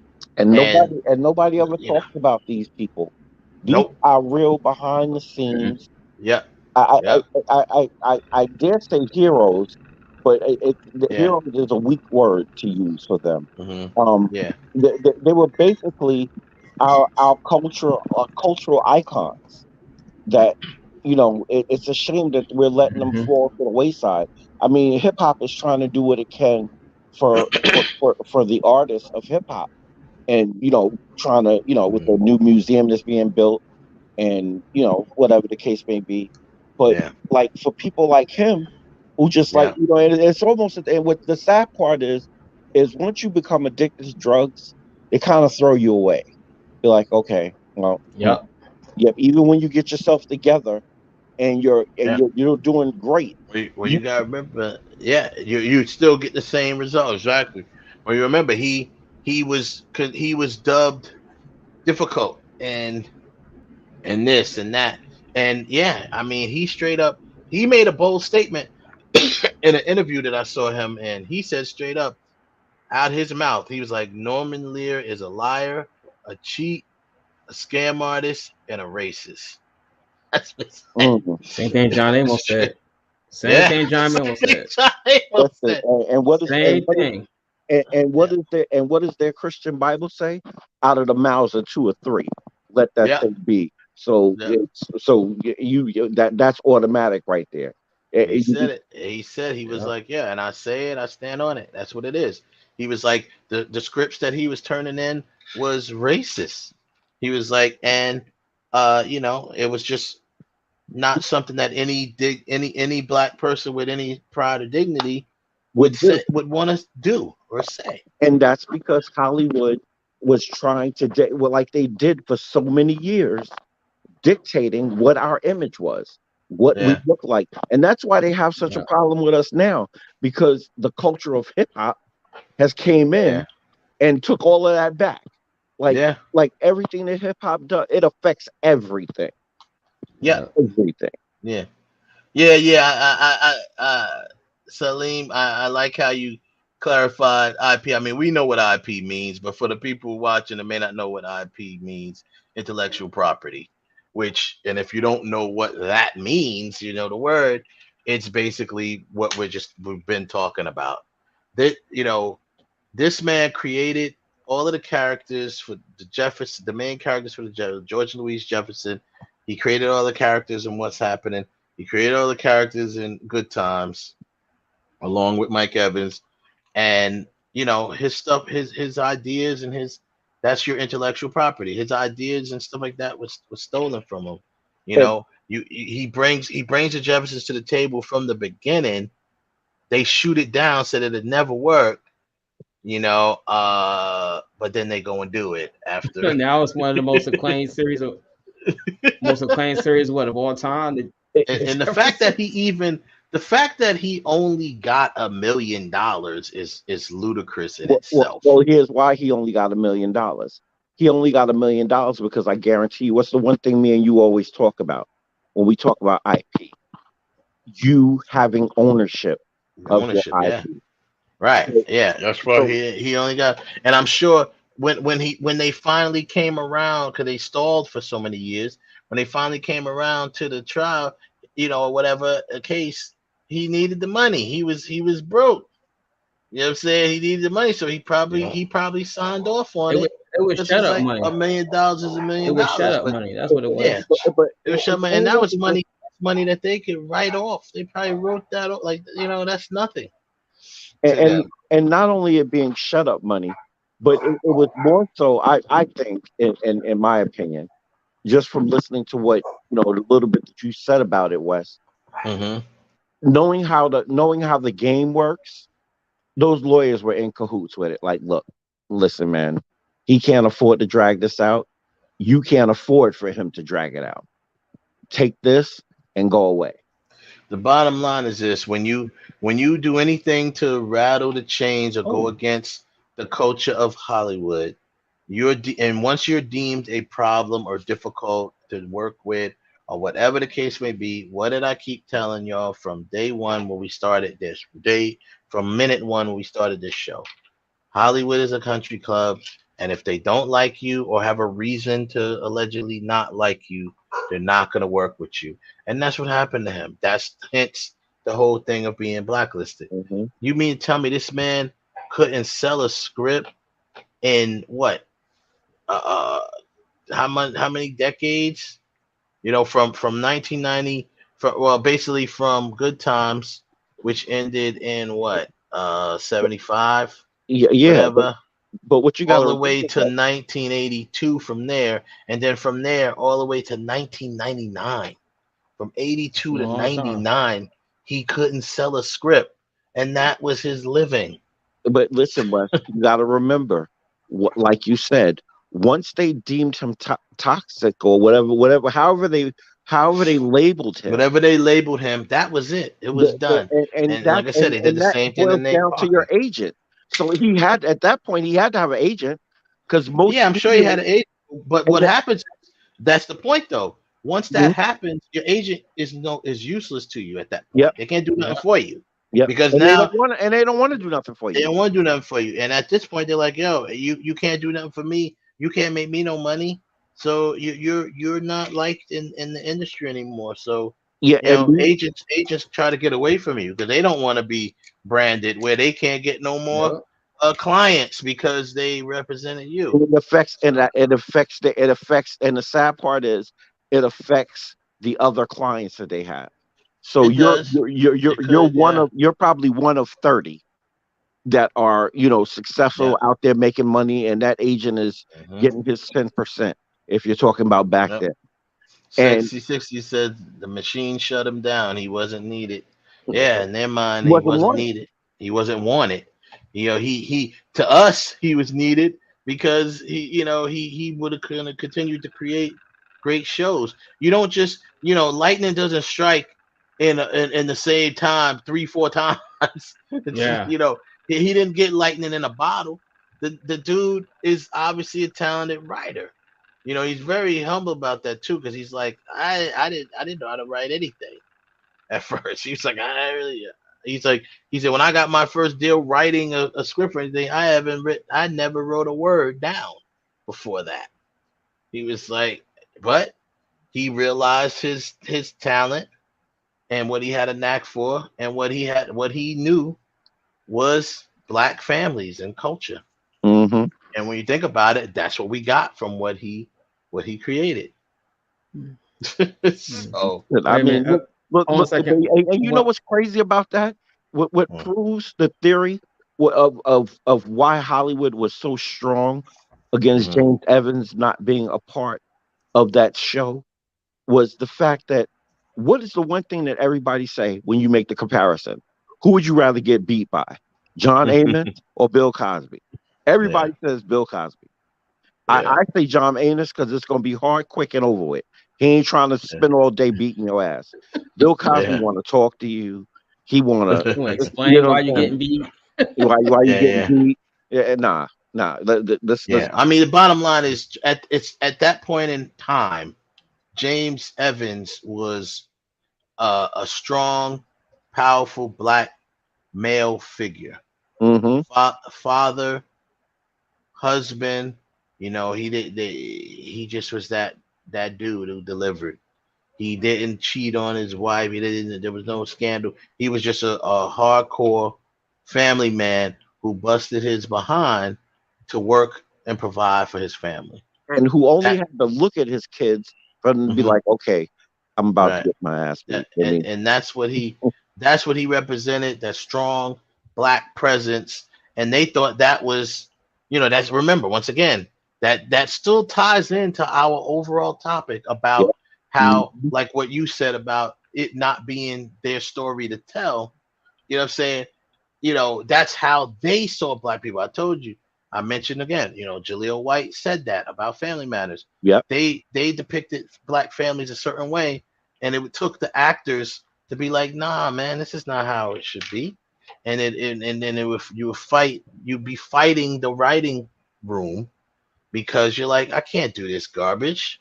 You know what I'm saying? Like, what is this? Well, You got me on some yes a boss type ish. I'm not doing it. You know what I'm saying? And here's the thing. Now take somebody like you. You're able to bridge, and I don't want to say bridge the gap, but because of your interactions with different people of different races, different cultures, whatever the case may be, you're able to see it through multiple lenses and understand it, and be able to write a script or do whatever, and be even toned about it. Like you're not in the writing room. Like if they sat all three of us down in a writing room and told us, okay, write a story about a white family, we could do it with that. We could do it without blinking, and write a good one, right? without a problem. I'm dead ass. When I say this, I'm being, and for the listener, I'm being dead ass serious. We're that talented to where we could do that. And also because it's not even just talent. We've been exposed. But because we've been exposed to the culture. Yeah, exactly. We lived the experience. We've been the only right now. I'm the only black guy in my office. Right. The one black lady that was there, because they didn't want to give her no money, she was out. She was like, later for y'all. Peace out. This is not what I do. I'm not coming in here busting my ass, and y'all not gonna pay. Exactly. So I mean, we had the. Hold on 1 second. Just update. So your sport guys are there. The Mets just clinched the playoff berth. Congratulations to the Mets. Back in the that came across my the wire. Oh boy, here we go. Yeah, that came across my wire. That's cool. And in sadder news for me, the Vikings got their ass kicked by the Philadelphia Eagles beat their butts, so that sucked. I just see it on ESPN. It says the Vikings decimated by the Eagles. I was like, decimated. I was watching the game I had the game on the whole time.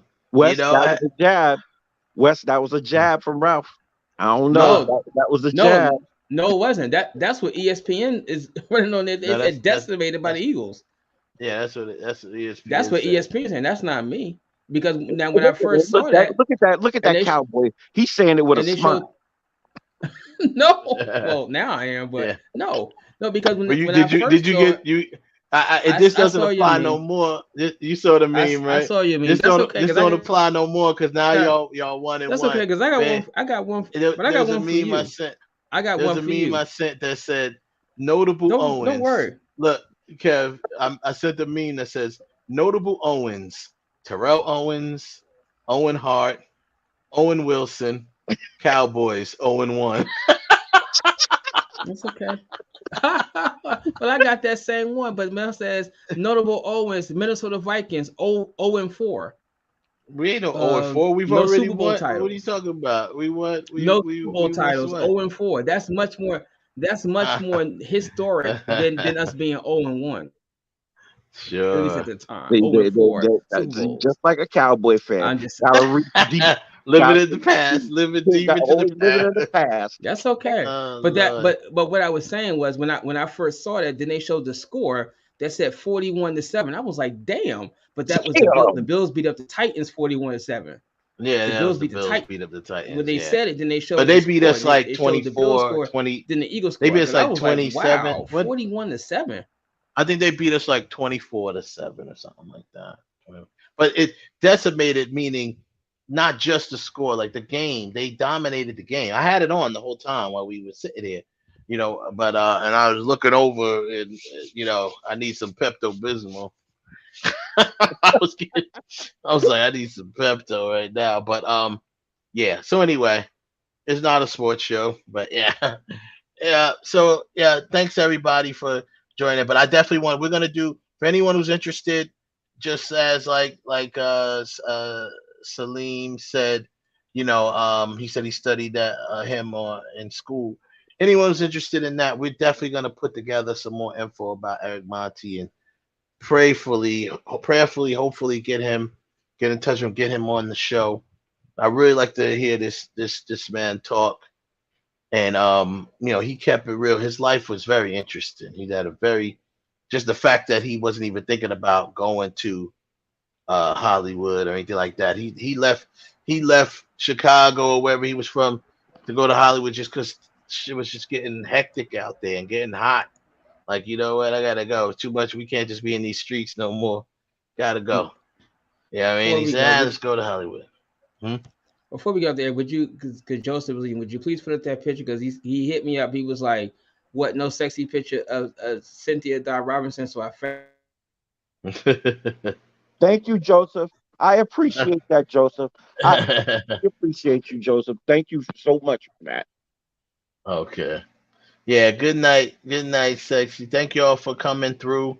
We appreciate you. Please come back next week. We'll talk some more stuff. We'll do some more in the contest. There's the picture that Joseph asked to put up of Cynthia Dye Robinson, even though she lost to Claire Huxtable, who doesn't have any pictures like this up, but she didn't need to. She's just that bad. I wonder if she does, though. No, I wonder not if she really. does, though. Not really. You might be able to find something when she was very younger, from her. Only in leotards when she was right, when she was doing like dancing and stuff like that. Yeah. So, but good night, everybody. Thank you all for coming through. Joseph, he's like, yes. Oh, Lord, Joseph, you go with it too hard. But oh no, he's not. Thank you all for joining us. We appreciate you. Come back next week. I'm about to say next season. Come back next week. Peace. We'll see you. Deuces. Round 2 next.